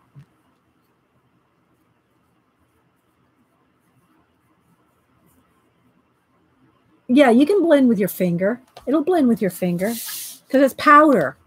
It's going to blend with your finger. I mean, it's blending with, you know, yeah. Oh, I'm sitting on my foot. Let me get off my foot. There we go. All right, so these are the two we're working on. So I want to decide whether, now I do want to, let's get in here in her eye. I want to make sure there's no color in the eye. Because the pastels can kind of, you know, move and shift on your page, and it can kind of get a little dirty, if you will, like right in between this hair right here. I got some in there. So you want to clean it up. So what I'm going to do is I want to make sure that there's no areas. I think I'm going to take the edge of this, the point, and get a couple little. I want to spray it so I can start putting some pencil and other things. We'll get a knife and dig some out and some gum arabic and see what happens. Yeah, go ahead, Eileen. But why would you want to do that? I mean, you probably have every medium known to man, Eileen. I mean, I know you just want to test it. But why would you want to use it like that when you could use so many other products? You don't have to become a chemist here, people. Hi, Galena. Now, Eileen, of course, could be. I mean, Eileen very well could be a chemist. But I don't know. That's a lot of work. You know, that's like, I don't know. And I know that some of the girls that got some of the new watercolors, they actually went, didn't they go to the Xandra and some go to the factory? You know, if you're going to go to the factory and you want to mix your own little watercolor half pans or whatever, I get that, you know, because you're at the factory. But I don't know about just mixing all that. You know, I might as well go back to oils if I'm going to do all that much work. It's a lot of work, people. All right. Let's see. I think I want this one have a little bit. I'm just kind of picking out a few highlights. Because once you spray it, you can't get back, you know, can't get those lights back. I mean, you can paint over them. Well, you know, you can do, you know, but you can't erase them out. Okay. All right. So I'm going to go downstairs. And I'm probably thinking, oh, wait, I got to do this. I got to do that. So like, I want a little bit more highlight our nose, a little bit on our lip. Any place you don't want it to be fixed, you better do it now. You better do it now, because otherwise you're going to have to be, I mean, you can pencil and Posca and everything, right? You know, to get them light. So it's not like, hey, Dot, it's not like you can't get that back. Now, her hat, I don't want really any highlights in her hat because I want that to be velvet. If you've ever looked at velvet, it's really, there's not really a lot of highlights on velvet. So I don't really want any lights on that. Let's make sure gloves and everything. So you can always use your white pencil, your Posca, you know. So thank you. I got the hiccups. I don't know why I got the hiccups. Okay. So am I ready to go downstairs and spray them outside? So yeah, I think so. So I'm going to go get some juice. I'm going to go run and get some juice. I think the cats are all out of here. I ought to close the door. I'll show you the other ones I've done here. From Ikuko, from the Japanese girls. Let me pull them out of my binder. So this is the other book I've worked in. This book is the other book, Japanese Girls. And then out of that book, I've done this one, and this one.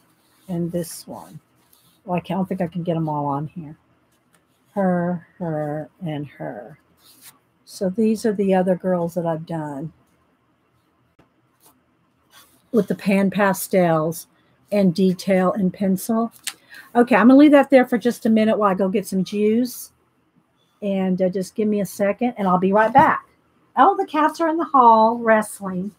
WrestleMania. I know wrestling.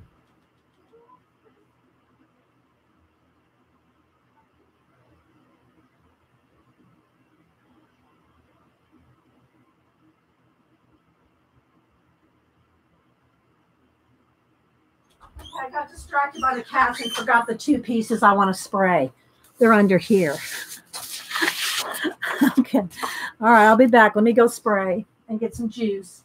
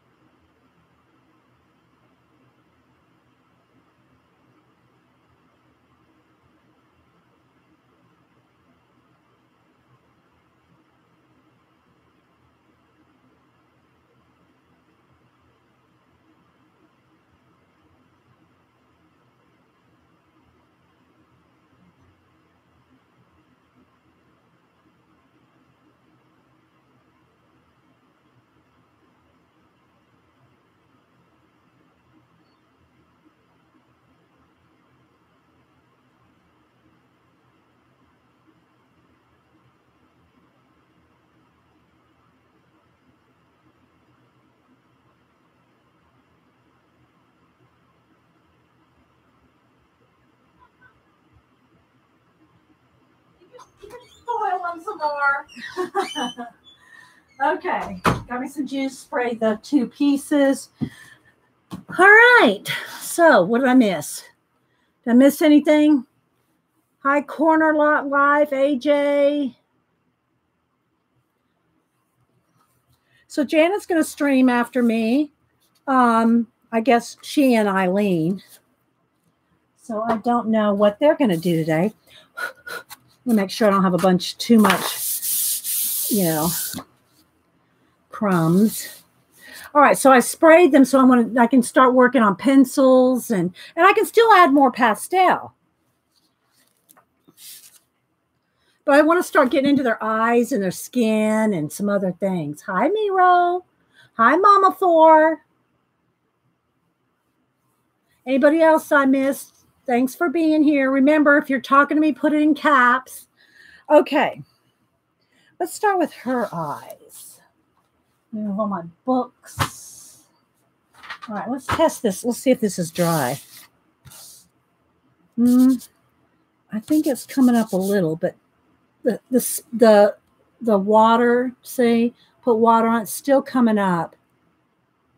But where we just put water on the pastels. Okay, now I'm going to go back to her.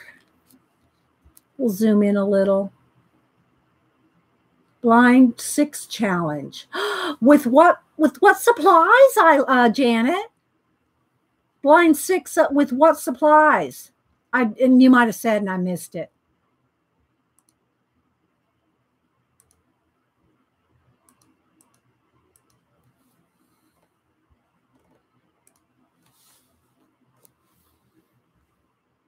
Charlie's always in charge.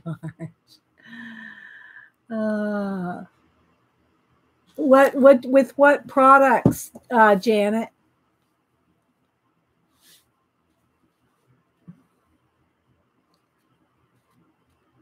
Yeah, I had to go get some juice. I had hiccups.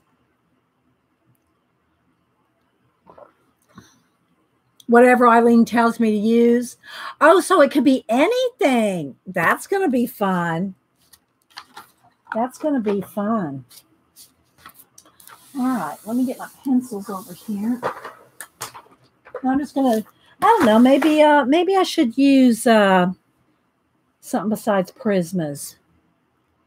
Should we use Polys? What pencils should we use? We've tested Polys before. They work well with the pan pastels. And Polys, I think, is what Sheldine uses. I call her the pan pastel ninja. With spray, I use the Grumbacher Final Fixative, Tracy. I'm just not having, for me, I just haven't got used to the pump kind of spray. Let me get a baby wipe to clean my hands. I'm not used to the pump spray of the Spectrafix yet. I got to practice with it. Got to practice. Janet said probably acrylics, oxide sprays, inks, mediums, whatever. They all make me happy, Faithful. They all make me happy. All right, let's see. Let's move it. Okay, I'll just use. I have my Prismas right here. We'll just go with Prismas because they're handy. All right. So her eyes. Let's see here. So I have all my skin tones and things in here, and my nubs, and then I have all the others here broken out. Well, they're kind of getting mixed up. Reds, yellow, oranges, pinks, and purples. Greens are supposed to be here, and blues are supposed to be there, and grays. And oh, thank you for bringing all that up. Okay. No, I missed some of the stuff. Thanks for the iTunes card. Oh, okay, thanks. That's just awesome, I tell you. Okay, let's see. I think I'll go with these two. I'll need white, black. Let's just start. And I try to keep it a minimum colors. Whenever I'm doing anything, I try to do as much as I can with a minimum amount of colors. I just do. I don't know why. I mean, why not? You know, if you can do it with, you know, less, then do less. Okay. Her lips, do I want a little bit more pink? Purple? Maybe her lips, this colors. I'm not even really worried about her clothes right at this time. I really just want to do the face and the hair. I know. You're so right, Lynn. And I do need something under this because even though this is pretty smooth, you really need something behind it so that you're not digging into anything. Let me get a couple sheets of the black cardstock that I had out a minute ago, just to have a little cushion and not, this is just like Create Space paper, right? All right. Yeah, I like Polly's. I like all of them. Loomies, Holmies, Loomies, Holbees, Polly's. I like them all. All right. So let me get my little sharpening bowl here. Got my little bowl where I sharpen my pencils in. Keep that off to the side. And let me just sharpen these up real quick.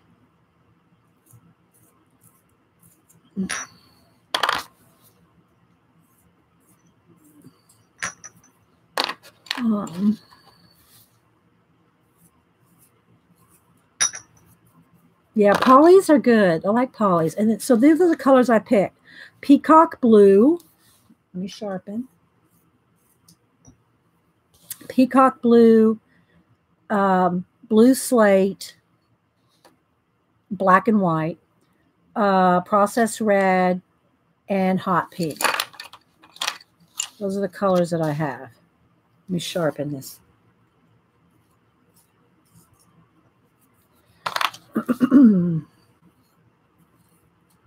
All right. So now that it's fixatives, I don't have to worry about like setting my hand anywhere. All right. So I'm going to start with the peacock blue, and I'm going to, the other thing I want to say is most, and it can be good or bad, most color books do not have true black line art. There's a couple, there's one or two that do, but most of them are in more of a grayscale, and that's good because then you can blend away the lines much easier, you know, so you don't have a harsh outline, and that's good. But at the same time, the areas that you think, well, her pupils are already black, so I don't need to do anything with those. Her mascara, it's already black. I don't need to do anything with that. I'm going to show you the difference here. And I'm using the pupils. Let me get my white pasta.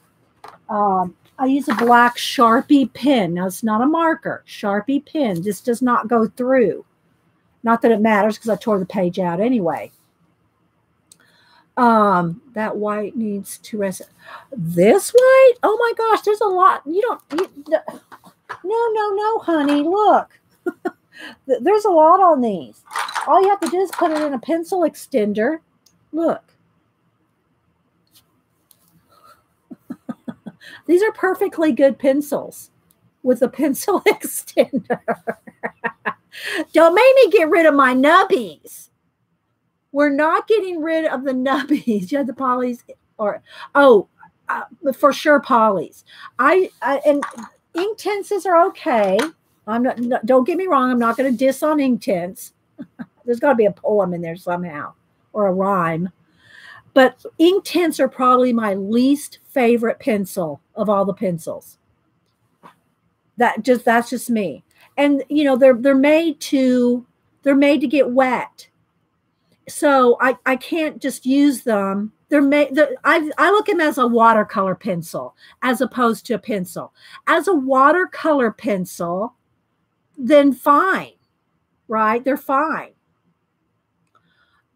But I don't use them as just a pencil. Inktense, I use them as a watercolor pencil. So for a watercolor pencil, they're great. But for just using as a color pencil, then no. Does that make sense? But they're great with just as a watercolor.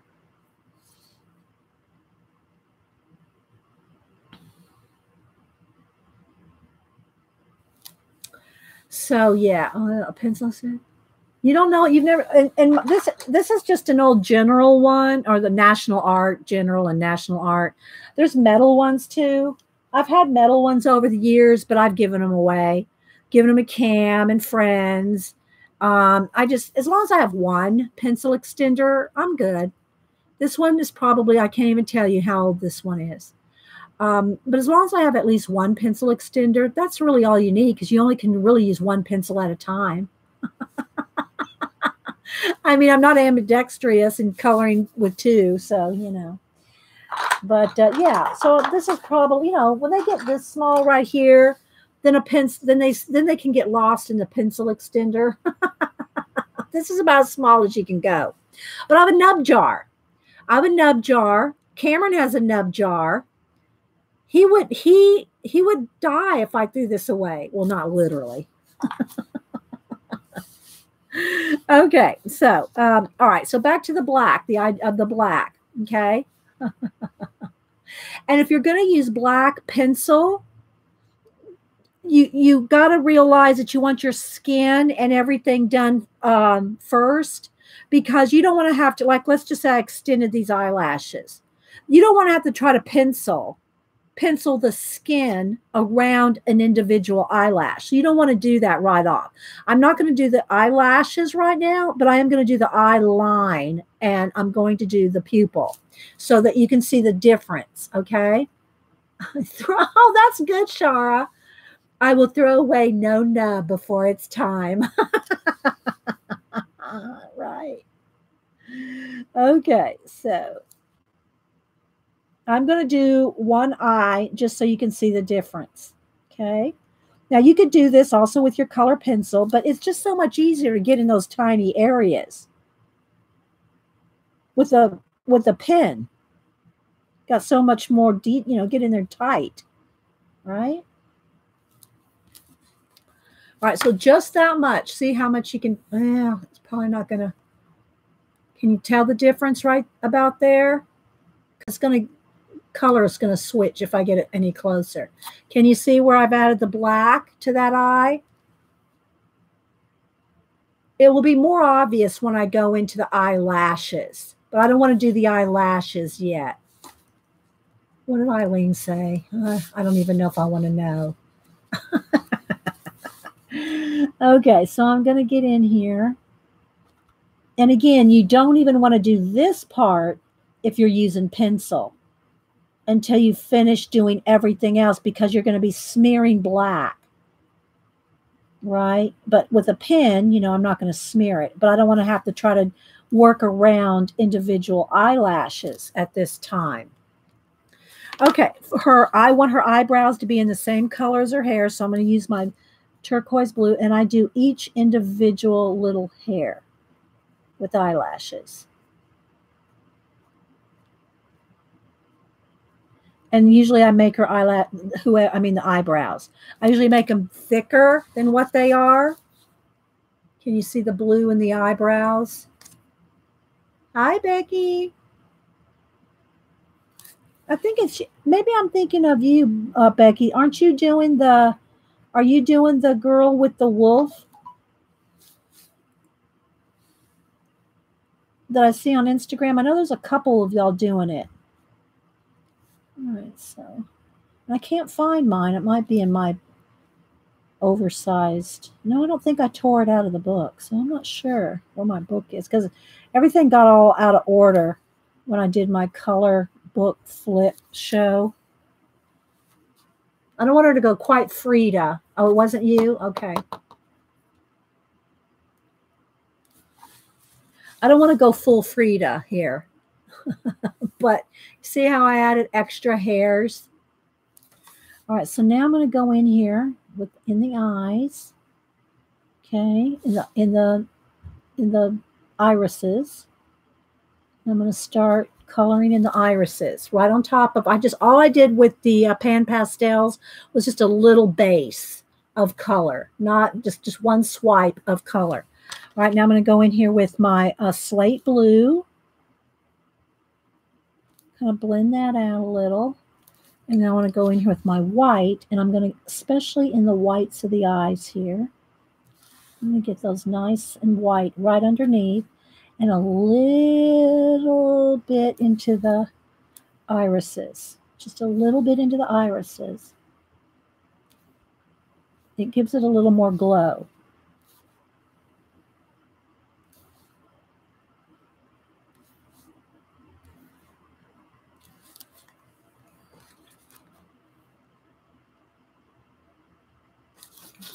This one needs a little bit of fixing.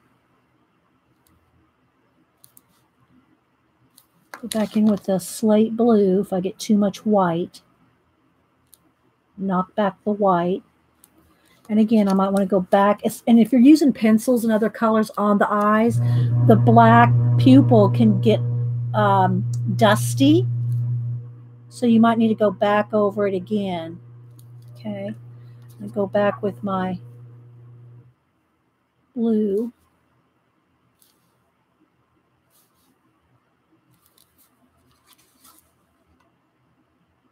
Okay. And then now this is grayscale, so they've already got shadows on the eyeball itself from the eyelid. See the little shadows on the white of the eye? Well, I don't want it to stay gray. I'm going to use my blue to go over that so that the shadow from the eyelid is blue and not the grayscale color book. See? No, they don't. Oh my gosh. You gotta be gentle with it, guys. And then you can always go back over the white of the already printed highlight. You could add another little highlight with it, you know. You could add a little extra. Hi, Becky. Good creepy girls. All right, so now let me get a couple skin colors too, because I'm going to work around the eye. I got to be careful not to put anything on top of my other girl I'm working on. So I'm just going to get some peach and some sienna and pink, maybe just some light skin colors. I'm not being particular here. Let's see. Let's go with that. Okay, so I'm going to pick out here. I think it's just peach, light peach. It says deco pink, but it doesn't have to be deco pink. It just be pink. And sienna. It's either sienna or anyway, one of the siennas. Just some light skin colors. Because I want to get around her eyes so I can start. And you can do some more of this with the pan pastels. You can get back in there and really, you know, shadow up and do more with the pan pastels. But the details to me is just so much easier to do those tight details with pencil for me, you know. But, you know, like, what do you call it? Sheldine, she uses pencil too. And of course, she probably uses much more pan pastel, but she uses pencil too. Okay, so I want to just kind of get in there. I'm kind of give her like a little bit of, not really eyeshadow. I'm more or less going over the grayscale. Is kind of what I'm doing here.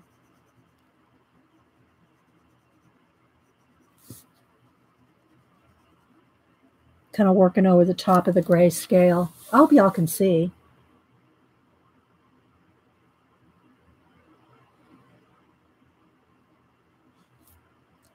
Remember, guys, if you're talking to me, put it in caps, okay? I miss a lot of comments, and I go back and try to kind of scroll through the comments later. Oh, and speaking of scrolling through the comments, when we did the abandoned, we did our abandoned Kieran Connolly, so, you know, abandoned civilizations Wednesday. And I scroll back through the comments because I like to see, I don't want to miss people. And then especially new people that don't know to put things in caps. And they're saying, hi, Dede. And I don't say anything to them. It's because I didn't see it. Right. So always make sure and put it in caps if you're talking to me. But anyways, that being said, Kirian's publisher, that's who I sent the Abandoned Castles piece that I did, sent it through the publisher. They were there at the show on Wednesday. Amber Books out of UK. Amber Books. Oh, thank you, Judy, for the super chat. Saying help with postage. Mwah. Well, mwah. Back at you, Judy. Mwah. I can't do that kiss sound. Mwah. There, is that better? But Amber Books was in the chat. So now they're probably not watching this one because it doesn't have anything to do with their books. But yeah, that was so nice. So if y'all don't follow Amber Books out of UK or Kirian Connolly on Twitter, y'all go follow them. They have a lot of good stuff. Not just Kirian, but Amber Books out of UK. Follow them on Twitter. Yeah. Okay, so I just want a little darken on the eyes there and maybe just a little on the sides here. This is just I'm not sure which one it is. It's number 943. It's a burnt sienna or terracotta, one of them. I'm not sure which one it is. Burnt sienna or terracotta. So I'm just going over some of the grayscale just to knock it back from being gray, right? You know, it's grayscale. So I just want to knock it back from being too gray. So I'm just going to hit some of the darkest parts of the already shadowed, already shaded grayscale with the sienna. Question for Dee. I'm a newbie in your art and your YouTube channel. Is there a pan pastel you could recommend? I would recommend the sets of skin tones or portrait. I don't know which colors come in which. You'd have to just go look on either the Pan Pastel website or just go look at all the colors like at Blick. Go to Blick, you know. They'll show probably each individual colors. I'm not sure if Amazon does. But Amazon or Blick, anywhere you can see what exact colors come in the skin tones or the portrait set. Because that's where I'm finding I'm liking them the most is in the skin. Now, after I do this, guys, I am going to go back in here with Pan Pastel.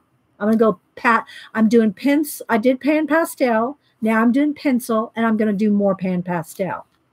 So if you do pencil on top of the Pan Pastel and you see, well, I can see pencil lines, or I don't like that I can see the pencils not blending, or whatever, then go back over it with the Pan Pastels, which is what I'm going to show you. And again, I've only had these guys for like a month. I am no expert on Pan Pastels. I'm learning it too. And there is a learning curve. Just like there is with any medium. There's a learning curve to learning, you know, watercolors, you know, acrylics, oils, whatever you're doing. There's going to be a learning curve, pastels. Okay. So I just want to darken up and again, I could have probably done some of this with my pointy tool. I just like using both things. I just like both. All right, so now I'm going to go in there with my peach and I'm kind of really just going right over, or the edge, I should say. I'm going over the edge of the sienna color. This is how I would do it without Pan Pastels too. I would start blending out with the next lightest color. But I'm going to try to use as many Pan Pastels as I can because, you know, that's what we're doing today, right? So I just want to kind of any edges that look a little not smooth enough for me. And I also like to do the little the sides of the mouth. Like I like to make it almost not a dimple, but almost like she's just getting ready to smile, and you'd see it just starting to turn. See the corners of her mouth there? Okay, so now let me just go ahead and just do my a little pan pastel. I'm going to go get my, let's go ahead and get a little bit darker, like a sienna type color. This is red iron oxide. It's the closest to a straight on sienna color, but I'm going to blend it on one of my things here. So let me just pick it up with, let me get a tool here. Do I have a cleaner tool? I got more tools out. Let me clean this one. Oh, there it is. This is what I was looking for. So I want to get some of the iron oxide on here. And then some of the burnt sienna. And kind of make a little bit darker mixture. I'm using one side and then the other to pick it up with.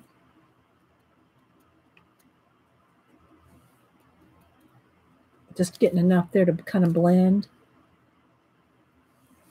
Again, I'm going to message Bernadette at Pan Pastel and tell her she needs to invent us or make us or whatever where's that flat? Here.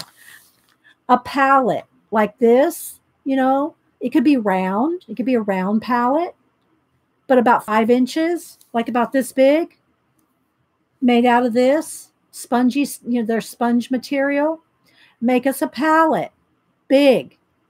Well, you know, they can make it as big as they want, but at least like this size, right? You know, so that we can blend our colors on it. We need a pan pastel palette. All right, so now what I'm going to do is I'm going right over the pencil just to darken it up just a little more. And you could do this with more pencil too, but I'm just playing with both. Just to shade it a little more. For Pan Pastels, what sort of tools do you need for? You need their Pan Pastel tools. I'm not going to lie. You need the soft tools, because this sponge stuff, this sponge is a dense. It doesn't feel like a makeup sponge. Not saying that the makeup sponge world doesn't have something similar or whatever, but I would recommend going with the Pan Pastel sponges, and they're called SOFFT. That's why when you hear me go soft, because there's two F's in there, but they're the soft brand. And there's all different kinds. You can buy the handles, you buy the replacements. These right here come out, so you can replace the little tips in the handles. You only, need one handle, or depending on how much you use them, you might want multiples, And then there's these kind of sponges, this shapes. There are this shape. See where I've blended on all of them? This one I haven't blended on. And then there's smaller, there's all kinds of shapes like these shapes. See where I blended on every one of them? This is why we need a Pan Pastel palette to blend. Because I'm using the sponges as little mini palettes to get variations of blends. But they're very dense. Okay, now I've handled all those. Let me get a baby wipe here and clean my hand. Thanks, Lynn. Okay, so now I'm going to, let me just clean off this tool here. And I just clean it off here on a paper towel. You can wash these, but I've never washed them. I just never really needed to. All right, so I'm just going to blend that in real softly. And again, when I'm completely done, I'm going to spray it again. I did spray it once just to set all the stuff I've already done.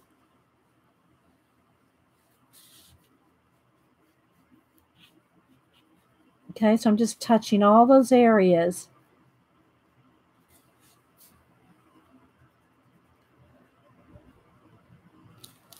Like a little bit like that. This side of her nose needs a little bit more. Let's go off here. There we go. Okay. All right.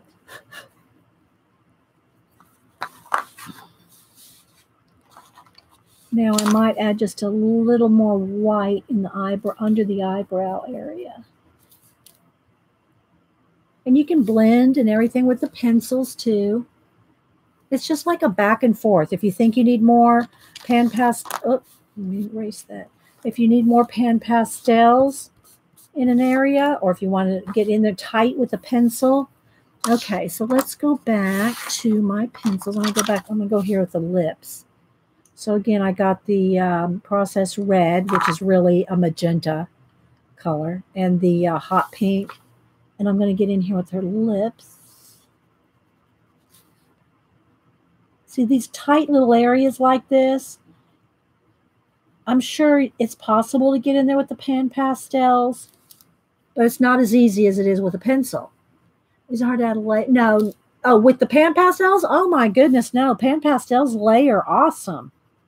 That's why I love them for skin.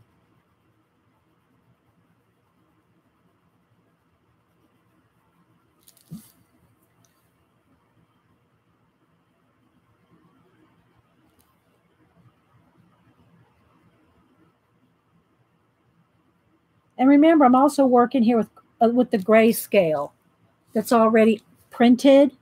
You know, you got to work with what's there too.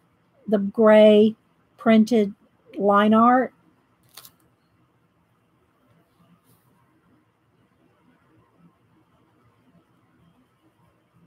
But let me show you on the other ones here. Let me show you some other areas that I've blended. Okay, so here on this one, all right, see how I can blend different shades of the yellow there and the gray right here. You see how you can see some of the blend? Other than just her face, of course. Now, I put that smudge on her eye. That wasn't there. I put that there. But look at her hair. See the blend in her hair? Back here. And then on her, here's a good example of both. So I put a lot of gray in here, and I had to go in there and erase out because the gray, even if you use the small tool and you get in there with gray, you're going to get over on top of that white because the tools are just not that small. So after I did the gray, I went in with my eraser and erased out all those star lines. And then I went in there with pencil. I went tight in there with pencil because I can't get that tight. I can't get that tight with my pan pastels. You see? So there's just areas that I can't. Maybe somebody can get in those tight areas with pan pastel. But even with the sharpest pencil, I got in there really tight. Does that make sense?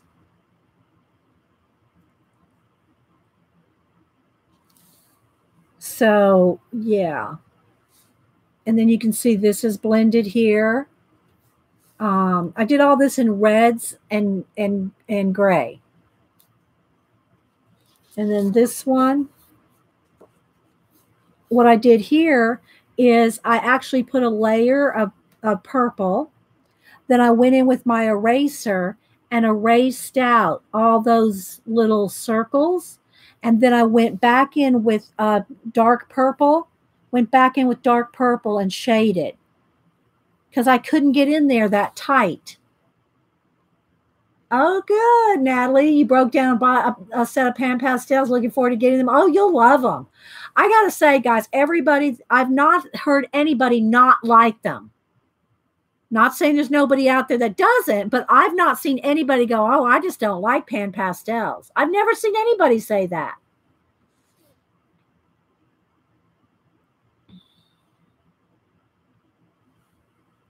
Bye, Gracie.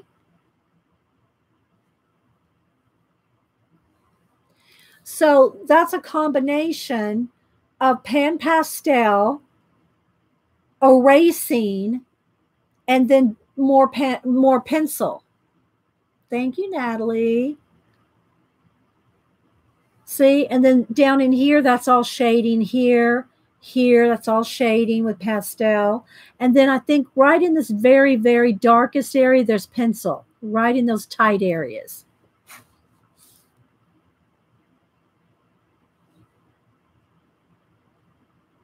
And then we used some gold paint. Yeah, and so for backgrounds, see, I don't know if you can see the purple around her head. That's all pan pastel. See, she's got like a purple aura. That's pan pastel.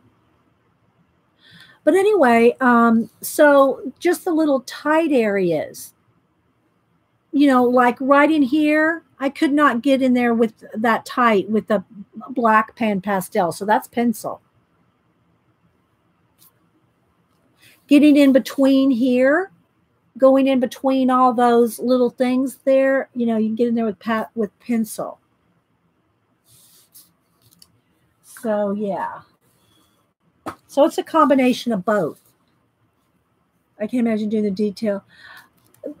With pan pastel, Glenda? Yeah, it's hard to do those tiny, like the irises or the pupils. There's no way I could get in there with even the smallest tool. You know. Okay, so let's see. A little bit light on the here and here. And if you can't get it light enough, if you want it almost white, then use your Posca. But I'm liking it. I'm liking her. Let's go back in here with just the peach color. And again, I'm just going to find a few areas that I want to just kind of blend out a little better. And they work, pencils and pan pastels play well together. Oh, thanks, Lynn. They play well together. You can have pastel and just go in there with pencil and vice versa, or versa versa. They play well together.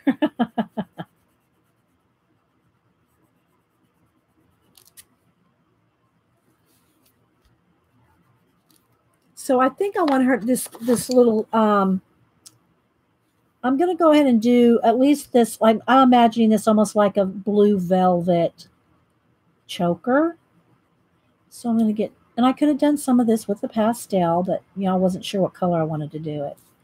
So I'm going to do this.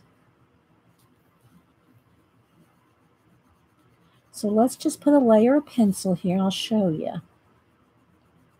Put a little bit of pencil there. I don't really want a white highlight. Well, it could be a silk. It could be a silk ribbon, but I was imagining it to be velvet, but we could do it either way. Okay, so there's the little choker. Now what I'm going to do is take, it's not the exact color, but I'm going to take this color and I'm going to smooth that out because I have room to get in there, right?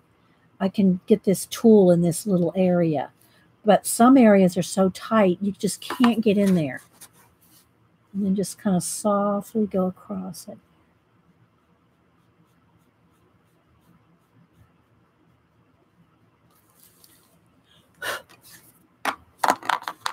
Oops. It's got a little on the edge. And if I want to get a little back, I won't take it back to white because I've sprayed this, right? But it'll take it back to the light area there. So something like that. That's better color there. When I lay it down, it gets a little flashed. But.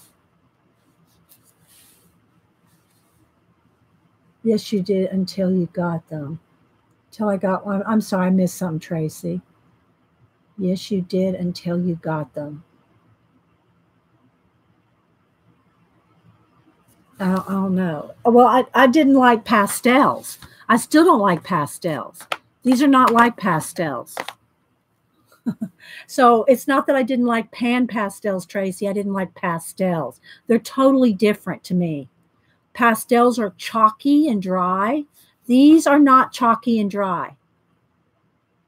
Yeah, they are not chalky and dry like regular pastels are.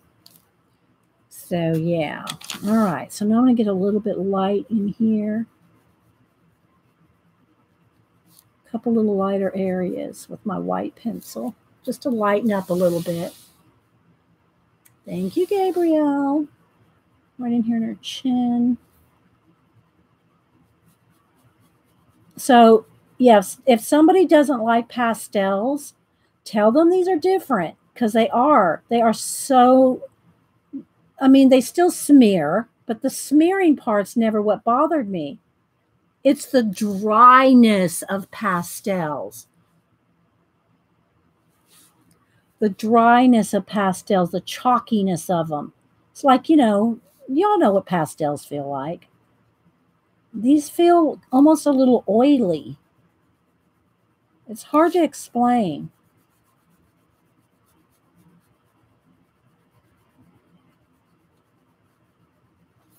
Okay. So, all right, let me get a little bit of detail in the corners of her eyes.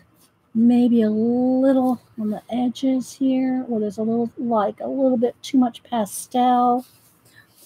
Let me erase some on her hair. I'm really just kind of concentrating on her face right now. Let's blend a little bit more right there.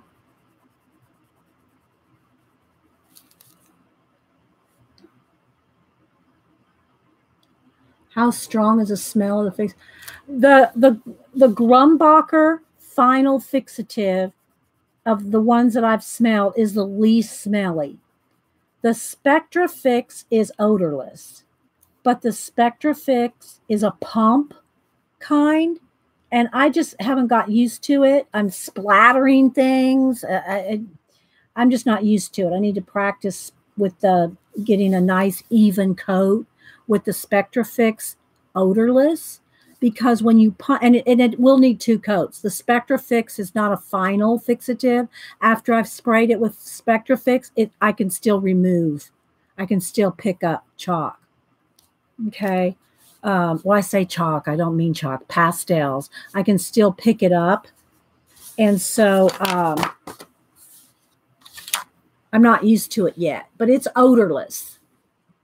But the Grumbacher final fixative is the least odorless. But again, I spray them all outside. What I'm finding that I don't mind with the Grumbacher is it doesn't have the lingering odor that like Krylon and other ones do. Okay, I got some right there. I don't want to smear that all over the place. There we go. So, oh, you're welcome, Gabriel. Thanks for watching. But I think that especially if you don't like, maybe Sammy, if she's still here, she can maybe give you her opinion on the Spectra Fix if she's used, because she has it too. If she likes it, or if she's got used to because it doesn't spray like the it's like it's a pump kind, like it's supposed to like mist on it, but I just haven't got that misting down yet, and that's just me. I'm not saying there's anything wrong with the product. Okay, so now, and I'm using, here I got a couple pieces of cardstock here that I'm working on top of. It's soggy in your opinion? You haven't got used to it? Yeah, I think it just takes some trying to figure it out, right? I haven't figured it out yet. Yeah, I'm missless. Eileen. All right, so now I'm going to go in here and I want to do some of the detail in the eyes that I was talking about, the eyelashes. Let's go ahead and zoom in here. Missless. Eileen, you're something. Let's see how close. Let me move over here where I can see it. Okay, there we go. See if the color's pretty. Okay, color's still okay. So it's a little not pixelated, but a little fuzzy, foggy while the zoom in. But you see where the shadows, the gray? That's the grayscale of the color book. Now you can keep working it out, I should say. Wherever there's the gray scale, you can keep blending that until you don't have the gray. Are you following? You follow what I'm saying there? The gray scale of the color book is going to show until you blend it all out. And you just got to keep working it, either with pencil or with the pan pastels, whichever. And depending on how tiny the area is you're trying to blend, right? So you just got to keep, either pan pasteling or penciling or a combination of both until the grayscale line art is gone. Or not that noticeable, I should say. It's not going to be completely gone. Yeah, I guess you could get it completely gone. I'm going to work a little more on her hair too, but let me go ahead and do her eyes real quick. I know, guys. All right, so again, and whether she has real long eyelashes or not, just like I added my own hairs in the eyebrows, you do what you want. It's your color. You're the boss of your color book. If you want her to have longer eyelashes, put them on there, because I'm going to. All right, so here's what I'm going to do now. I'm going to flick out eyelashes. Let me show you. It was a scratch sheet. And whether you're drawing them or coloring them, oh, that's wet. Let me get another piece of paper. Oh, well, let me just get a Post-it note. So when you're doing eyelashes, you got your eye here, right? Don't do this. That's not how eyelashes look. Okay? You want to do them short and just little flicks, and they're shorter at the corner. This is the corner of the eye. They're going to be shorter than longer. And you flick them out. Flick, flick, flick. Okay, you'll see them better on. Okay, flick them. And then the same thing when you go down here on the rim, that's going to go over the little rim right there, right along that line right there. Do you think prisms work better than polys? I think they both, for me so far, they both work fine. The Prismas and the polys. I've only had the pastels a month, so I can't really say which is 100% better because I've only used them for a month. So yeah, I think that either one. If you have Prismas, use your Prismas. If you have polys, use your polys. Either one. And I haven't tried Holbees or Loomies yet. So those are the next ones I gotta. Okay, so look at her. See if you can see the eyelashes there. And you can even, unless she's, if she doesn't have mascara, some of these little eyelashes might flick over the top of each other. Because if she hasn't used an eyelash curler or something, they're not going to be perfect. But, there you go. So can you see one from the other, the side there? Swish and flick, yeah.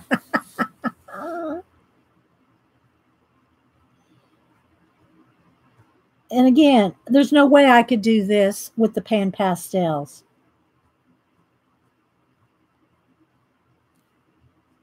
Or even a pastel pencil or any pastel. There's no, I personally couldn't. Somebody probably could, but not me. Okay. And then I'm going to flick in a few lower lashes. And again, kind of keep it less is more. It'll look more real. And of course, it's going to depend on the grayscale line art, where the artist put them.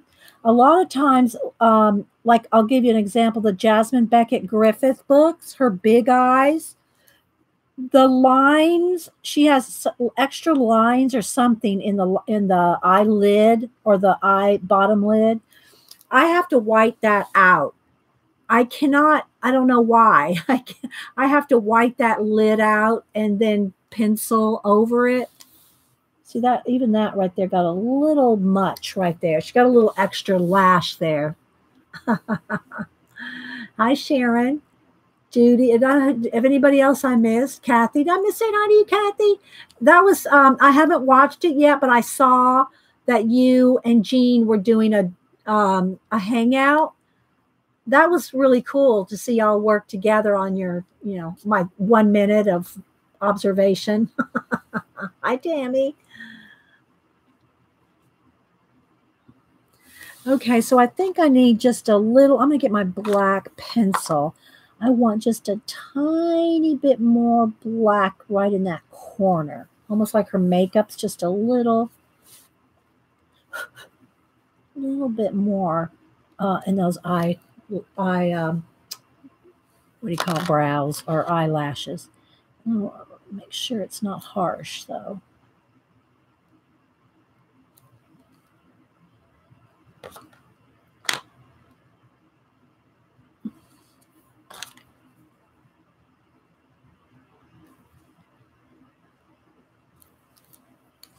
So yeah. Thank you, Tammy. Thanks, guys. Let me tilt it just a little, take the glare off. There's a little less glare. All right, so now you saw how many, I did 2 or 3 different layers of the pan pastel in her hair. Again, let's see if this is going to be dark enough. I might need even a little bit of black or dark gray. Let me get dark gray. It's not going to be dark enough either. I need one shade. I need one shade down from black. I'm going to be digging for a while. So my grays up here.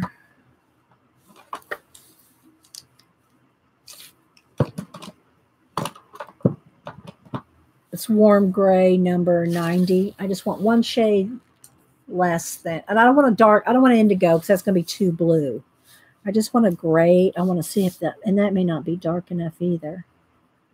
It's really not. All right, I'm just going to use black for the sake of ease. I can go back over the black with the blue to knock it back if I need to. All right, but what I want to do is I want to get some more deep shadows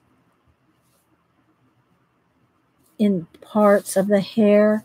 And if it's too black, like I said, I can go back over it with the peacock blue. So it's not pure black, but I need it darker.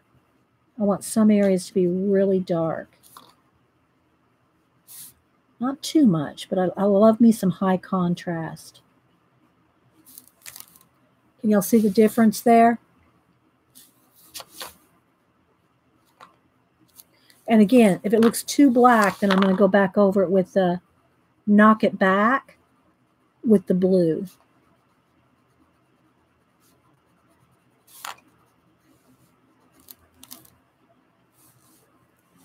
Okay, and then I can go in here with lighten that out. And just start doing a little blend.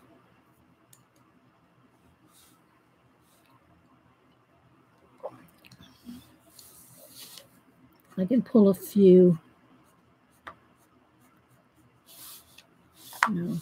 hairs down. I want to finish the hair because I'll try to put a few wisps for you. Okay. So like right back in here under her ear.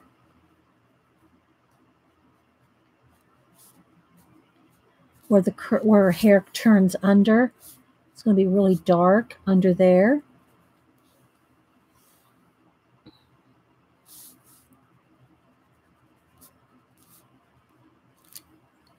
Oop. Come back here.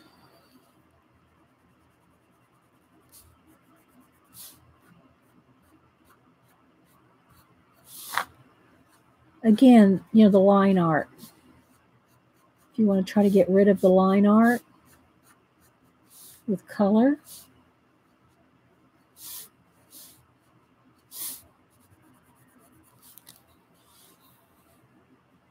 And then I'll soften it with the light blue.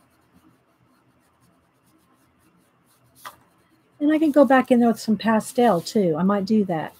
Okay, so let's go over here. See how dark I got that? Can you see the difference in the darkness here? See how much darker that is?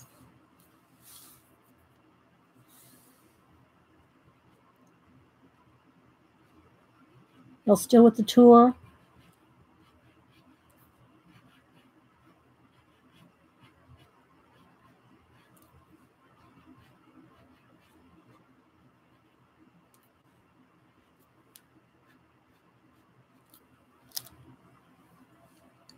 Then going, and again, I'm going to go probably put some more pastel on this. But I just want to kind of do a little blend with both. Still with the tour? So good. Thanks, Desiree. And hi, by the way.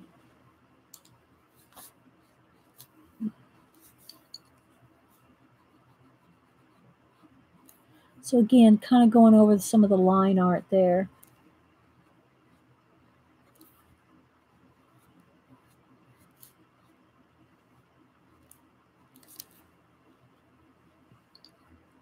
And then a little bit more of the light blue. All right, let me just keep working here because I want to try to get this done before we go. Right on the bottom of the bangs where the bangs kind of turn under.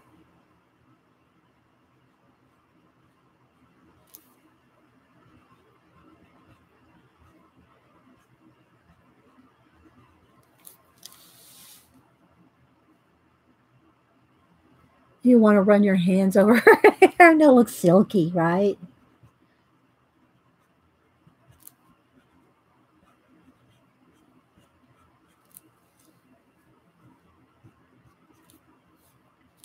Okay, back with the peacock blue.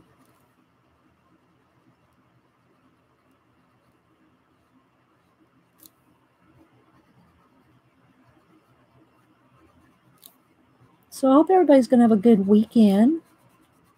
I want to do some little flicks here in a minute. If it's a long weekend for you, I don't know, you know, in like UK probably doesn't have it, but they probably have their own, you know, type of Labor Day weekend.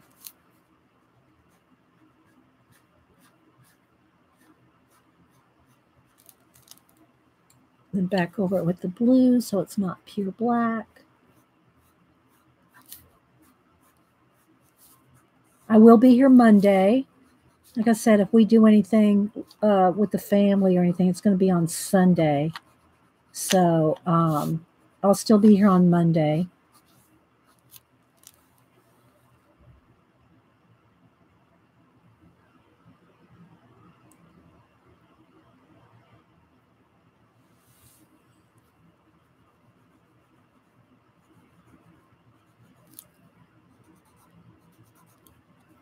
Okay. Now I'm going to do a little softening with the original blue of her hair. And let me get the little tool here. Let me get, where's the tool I'm looking for? The one on the stick. Here we go, this one. I'm just going to clean it off here. Well, I'm going to clean it off here on the paper towel.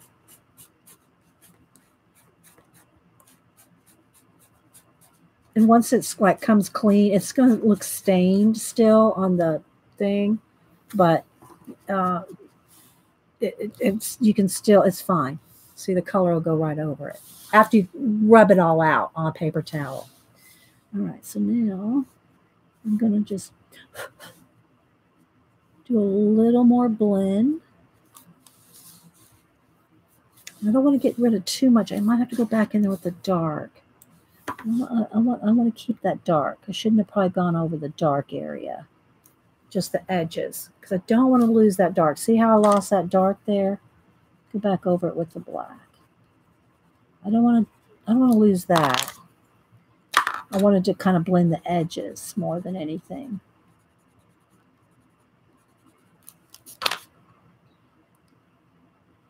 I'm looking forward to having Sunday and Monday off, 2 days in a row. Oh, yeah, I bet you will, Julie.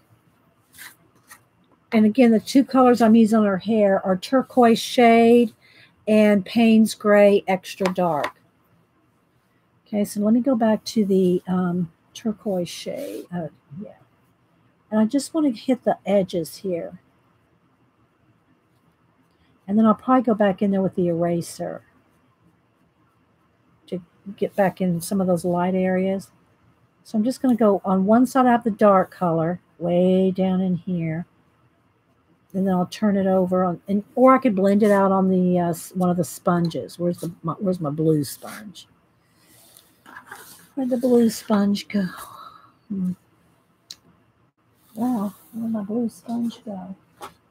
I don't know. It was right here. Cats aren't in here, so they didn't make off with it. Wow. Oh, here it is. See, I've got different shades on the sponge, so you can blend off of that too.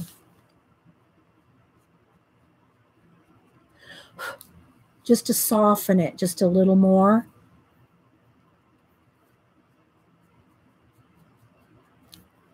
Any place that you put the pencil. Oops, this one.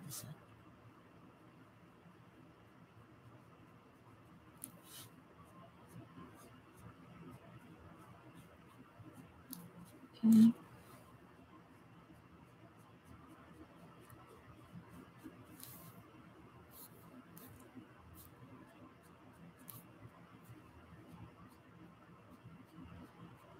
And I'm going to go back in there with my eraser and kind of smooth it out with the eraser.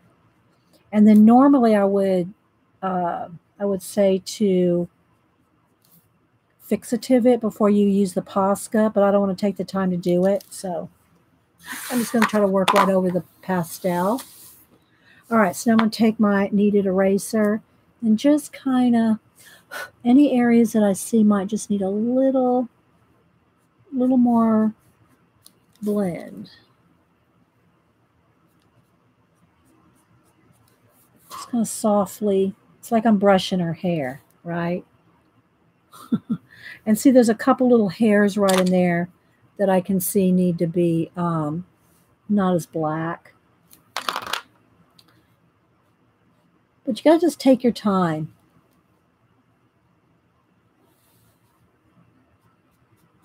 Another thing I would probably do on this with the Posca. Now I'm going to go in here with the Posca and show a couple little hair wisps. And normally, like I said, it's probably a good thing to fixative it first, spray it first before you do this with the Posca, because you can get buildup of I'm going to be picking up the pastel. If I spray it, then I'm not going to be picking up the pastel.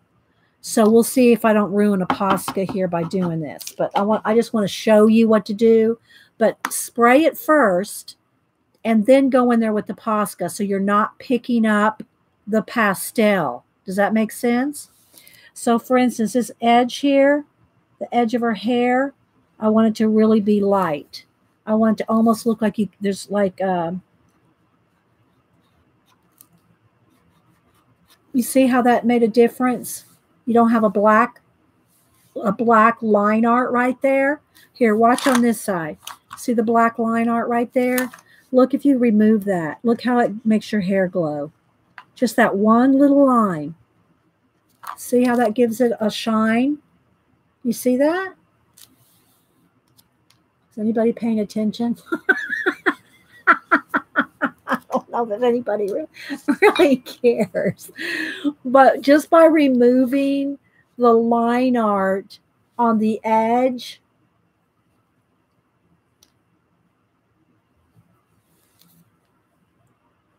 it makes it look like the light's hitting it really, really hard. Okay. I know not everybody's doing pan pastels, but you know.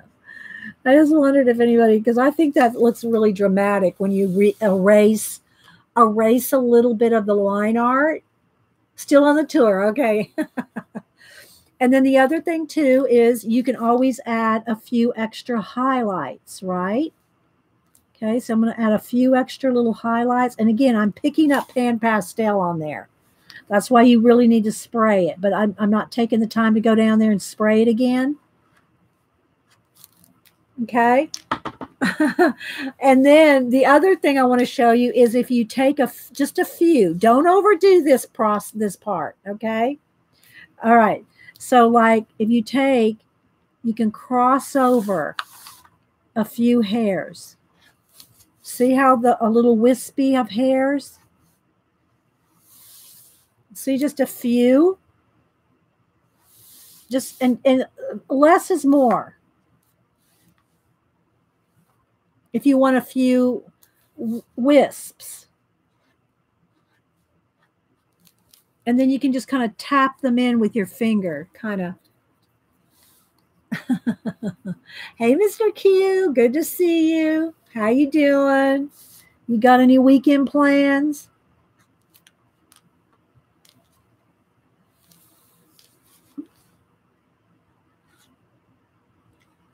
And again, I'm probably ruining my pasta here. I'm cleaning it off over here on the side.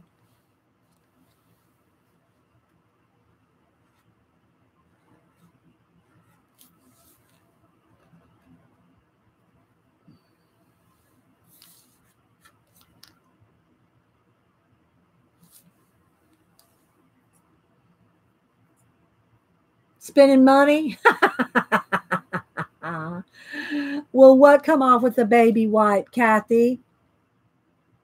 What will come off with the baby wipe? I'm sorry, I missed something.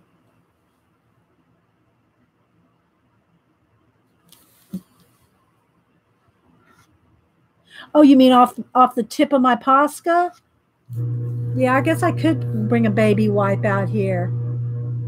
Okay, that's probably better because I'm over here on the side, cleaning it off on a black paper. Good idea, Miss Kathy. Good idea. Got me a baby wipe here to clean off the tip. See? Well, you may not be able to see it, but yeah. Thank you. Good idea. Okay, so I'm just going to kind of go in here and just have a few little, they're like little stray hairs, right? But you got to do this after you've done everything else. And then also, I would recommend fixativing your, yeah, that's working good, Kathy. I would recommend spraying it first before you do this so that you're not picking up the pan pastels with the Posca, right?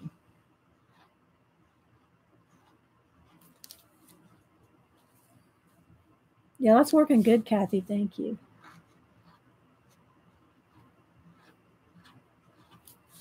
See how those little wisps look?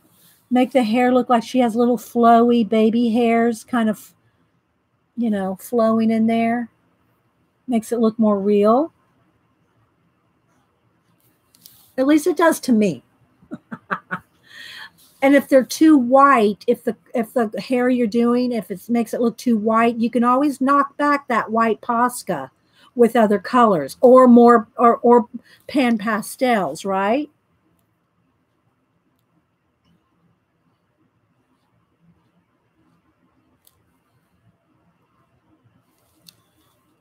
She's cute as a button. Thanks, Kenny. Yeah, she's kind of cute. I mean, I didn't get to her clothes or anything, but I thought this was more important. Okay. Same thing. She could have a few little bang hairs. Her hair, her bangs. Could be flowy, a little flowy in the bangs.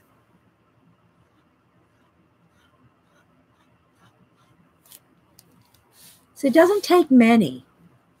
Just a few, right? Just a few.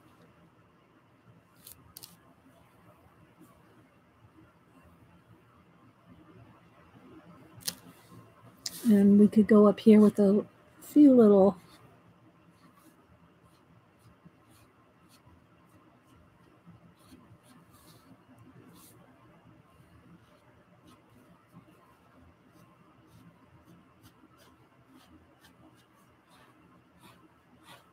So I hope y'all enjoyed this. Janet, what time are you and Eileen streaming? Are y'all streaming right away? Dede, I like to see you do an outdoor scene. You know, you mean like a landscape? Do a landscape? If I did one, it'd probably be an ocean. I'd want to do waves, cresting waves. That's probably, if I do a pan pastel scene. See, I want to do more because I'm a portrait, an animal and people portrait artist. That's what I do commissions of. I'm not a landscape artist per se, but I would probably like to do ocean waves with some fluffy clouds, you know, something like that. Janet fell asleep? No, she didn't, Eileen. She probably just stepped away. Oh, bye, Shirley. And, you know, and I like to do flowers, you know, I like to do, you know, because I do mostly color pencil. Right now I'm trying to learn pan pastel. Okay, she needs a little highlight on her nose. Tap that out, a little highlight on her chin. Just a tiny bit more light. And so you can still see the grayscale. See the color, the lines from the grayscale. You can take the time. You know, it takes time though, and you can start, you know, blending all that out so you don't see the grayscale. And different grayscale books are going to have different amounts. They're going to have different amounts of lines that you can still see. You know what I mean? That you might have to continue to work at to get rid of. And that's if you want to get rid of them all. I don't mind seeing a little bit of the grayscale underneath, but could you do it with 20 colors so we can see you mix? You mean a landscape, Raquel? A landscape?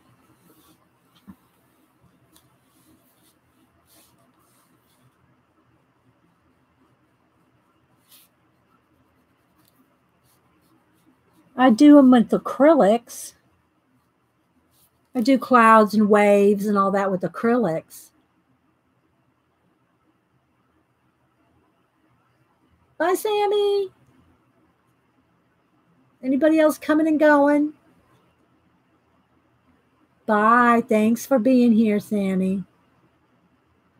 I still missed if they're coming on right away. I see Lynn's posting Janet's channel. Y'all just going to go sit in her channel, wait for her to wake up? Just go over there and wait. Knock on her door. Janet, Eileen's here. She wants you to come out and play. Janet.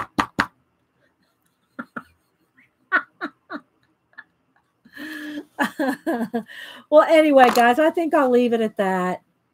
We have a few little wispy hairs. I mean, I could even do it just a couple more down here, maybe. Just a couple more kind of crossing over there.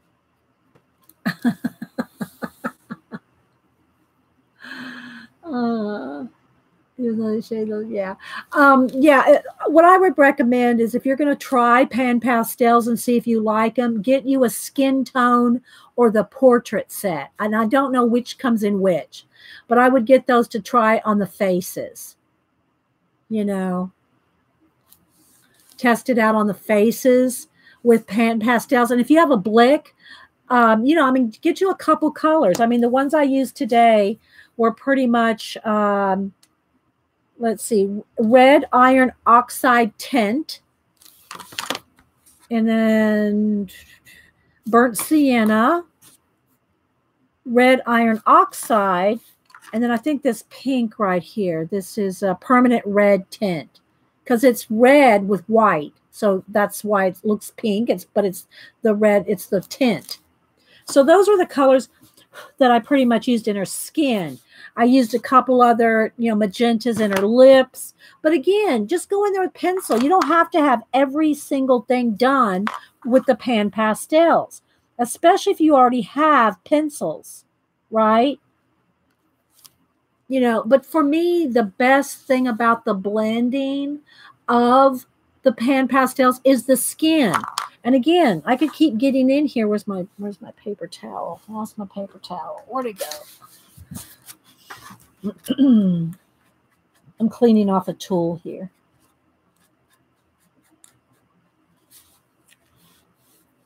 It's being able to blend in the skin. That is, to me, is the really awesomeness of the pan pastels, is being able to blend the skin so smoothly, right? You're welcome, Julie. I hope everybody has a great weekend. I will be here Monday, even though it is Labor Day. I'll be here Monday. And all right, I'm leaving anyway, Becky. Yeah. So, well, I didn't do the line art moon. The moon. Let me back out, guys. Let me show y'all the book again, or both of the books. Hang on.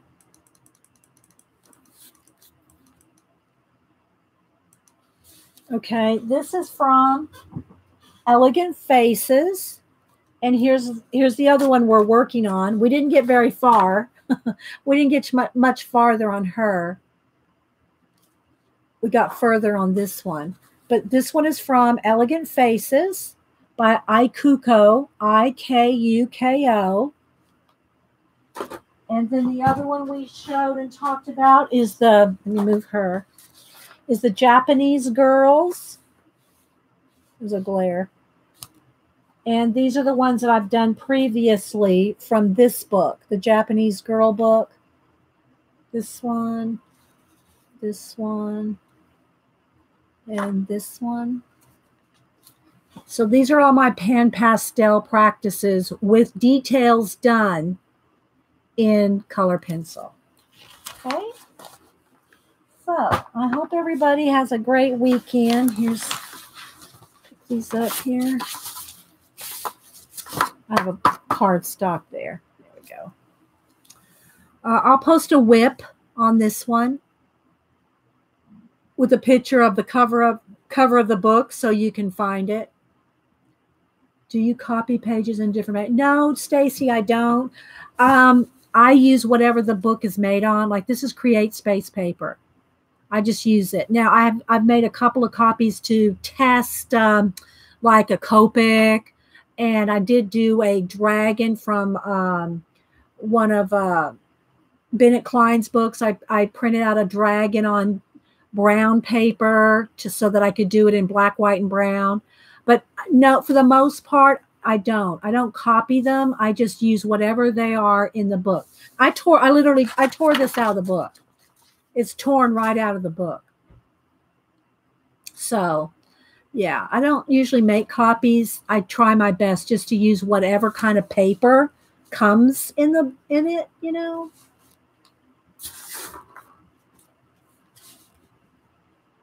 So, have you tried the tone blue No, I haven't found it yet, Suze. I haven't found the blue toned paper in the stores. I have the gray, but just the way I do my portraits, I like doing tone tan paper the best. You know, like I said, I've used the tone gray, but I haven't seen the blue yet. And I haven't really felt like I wanted it, so I haven't even ordered it. I'll probably pick me up a pad of it when it comes out in Hobby Lobby or Michael's or whatever, you know. So, but I haven't tried it yet. I know it's out there though, Suze. Yeah.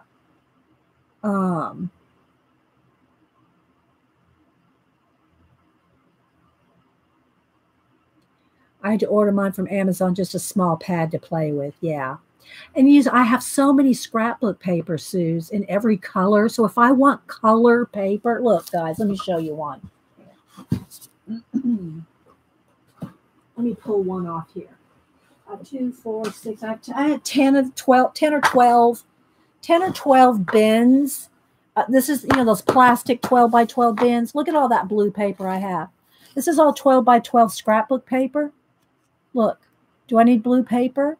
I don't think I need blue paper. I have every shade of blue basil cardstock ever made. So if I want blue paper, I'll just pull one of these. right? And I have a green one, a yellow one, an orange one, a red one, a purple one, a pink, neutrals, grays and browns. You know, look, that's like what, 2 inches of paper right there? 12 by 12 that can be cut down to any size. So it's just, I just don't feel the need to go buy a pad of blue paper or any other kind of paper for that matter. That's the, it's the company, it's the brand, Suze, and it's B-A-Z-Z. Is it B-A-Z-Z-I-L-L? I forget the spelling of it. Oh, it's probably on my paint chips. I mean, on my chips. Hang on, let me look at my chips here. The chips. Here's all the colors that Basil had. I don't know that they make it anymore. This is every color of paper that Basil had at one point. These are all the different kinds, some have textured, some are textured on one side, smooth on the other. So I could have, if I wanted a textured paper, I have the textured paper, smooth on one side.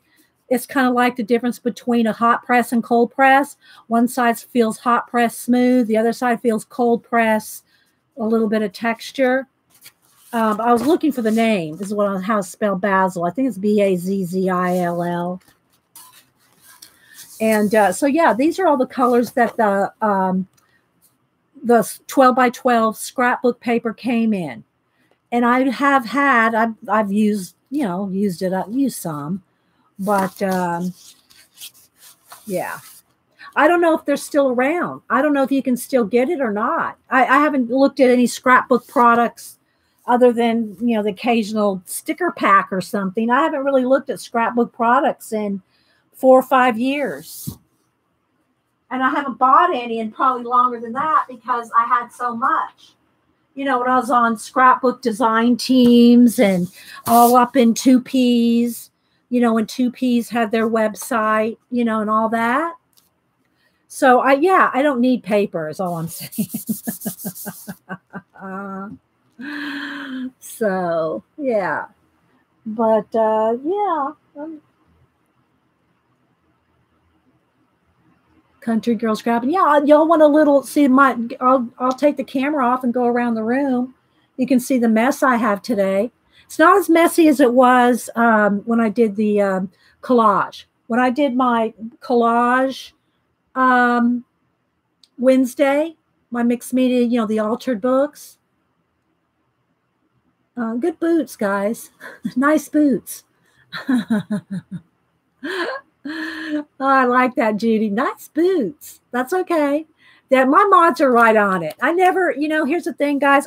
I never think twice about my mods doing whatever they need to do.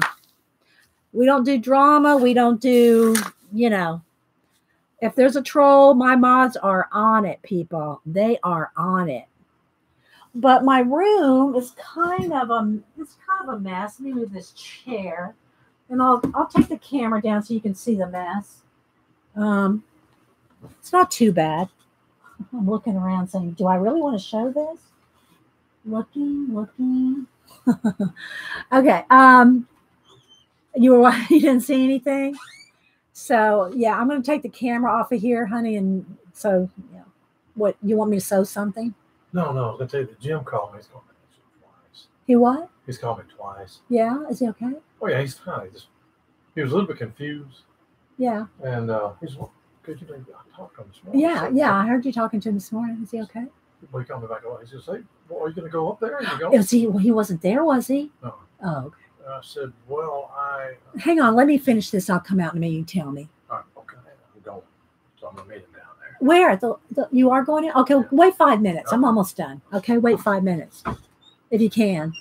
Okay, sorry, guys. Hubster had to give me a little information. All right, so I'm going to take the camera off of the stick, and I'll do a quick little tour. You can see my room. Because I said I was going to do it last week, and I didn't, or last time. Okay, so I'm going to cover you up. So that I can take it off the stick here, and then I'll, hang on, I'm still here. Let's see if we're upside down. Okay, so here and I am attached with a cord. I attach you guys to the cord, to the lappy right there. So here's where I sit. I'm sitting right, here's my chair right here. I'm sitting. Oh, here, look, let me show y'all. Here's my duct tape chair. See, the duct tape's coming up, and this is where I keep sticking to it. So I need to re-duct tape my chair. And then it's got, you know, Wolfie and other things there. So anyway, this is where I sit right here. Don't get sick, anybody. If you get sick, look away. Let me move the cord. So I sit right here. There's you guys. Here's my build. There's my build right there. Where I built that out of foam core. And yeah, so this is where I sit. So you can see the mess I make with one stream right there. Okay. Here's my side table. There's my, you know, my pencil thing, sharpener, and my juice, my phone, the rest of my pencils. And behind Lappy, here's all my more pencils and pens and paintbrushes. So this is where I sit. Don't get dizzy. Okay, so I sit right there. And then here's my stick that this camera I'm holding in my hand now. This is what it hangs off of. Here's my little ring light with some parchment paper over it so it doesn't glare as much. Okay, so then over here, this is all journals. Those are all journals. Floor to ceiling journals. There's a lamp right there. And then journals. There's my Mona Muse. All my inks right there. Now, right over here behind my fan, this is where I used to have my drafting table that I gave to Cam. So my drafting table is no longer there. That's all collage fodder. All that's collage fodder. I'm trying to move. Let me move that out of the way. And there's the door to go out. Okay, so let's go around this way. So that's all collage fodder. Then up there, that's all inks. That's all my room goes up at a weird angle. See how it goes up? It's like a barn. It's like a barn. Okay, so over there are all my inks and tools. So this is what I was going to show you the other day, my books. So here's all my art journals up there. Let me move the chair. This is all art books. Then I have another table right behind me. So this is another table that's right behind where I sit. Like my chair is right here. So I can spin around from my main desk to this table. So these are all art books and all my idea collecting notebooks, art books, art books, art books. Well, there's more art books behind all that right there. There's my drawing board right there. Art books, art books. Okay. So then I'm going to cover you up again. So I'm going to spin around, and I don't want you to have to spin with me.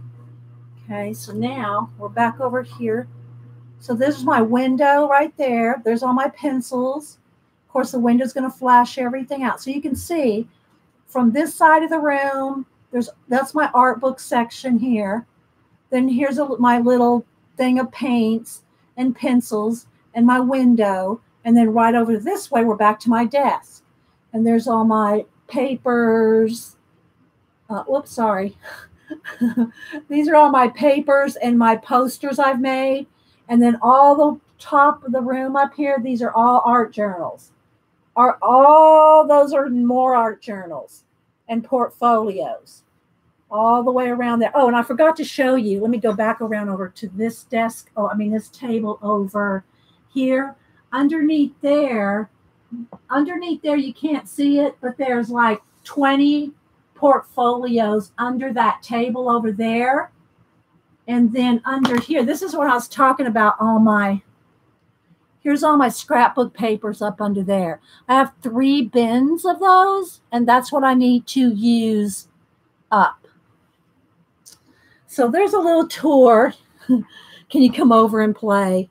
There's a little tour of my area. Again, this is where I sit right here. So when you see, I'm sitting right here. And it's like an L shape desk right there. And that's what I look at, but I do have my window right there. So I have a window kind of right next to me. So there's a quick little tour. That's a little quick tour. All right, guys. Well, I hope you have a good weekend. I hope you enjoyed working on this today. And Suze. All right, guys. Well, y'all have a great weekend. Thanks for being here. I appreciate it. Oh my gosh, Eileen, I can't even imagine packing this up and moving. Don't make me think about it right now, Eileen. All right, guys. We'll see you later. Bye.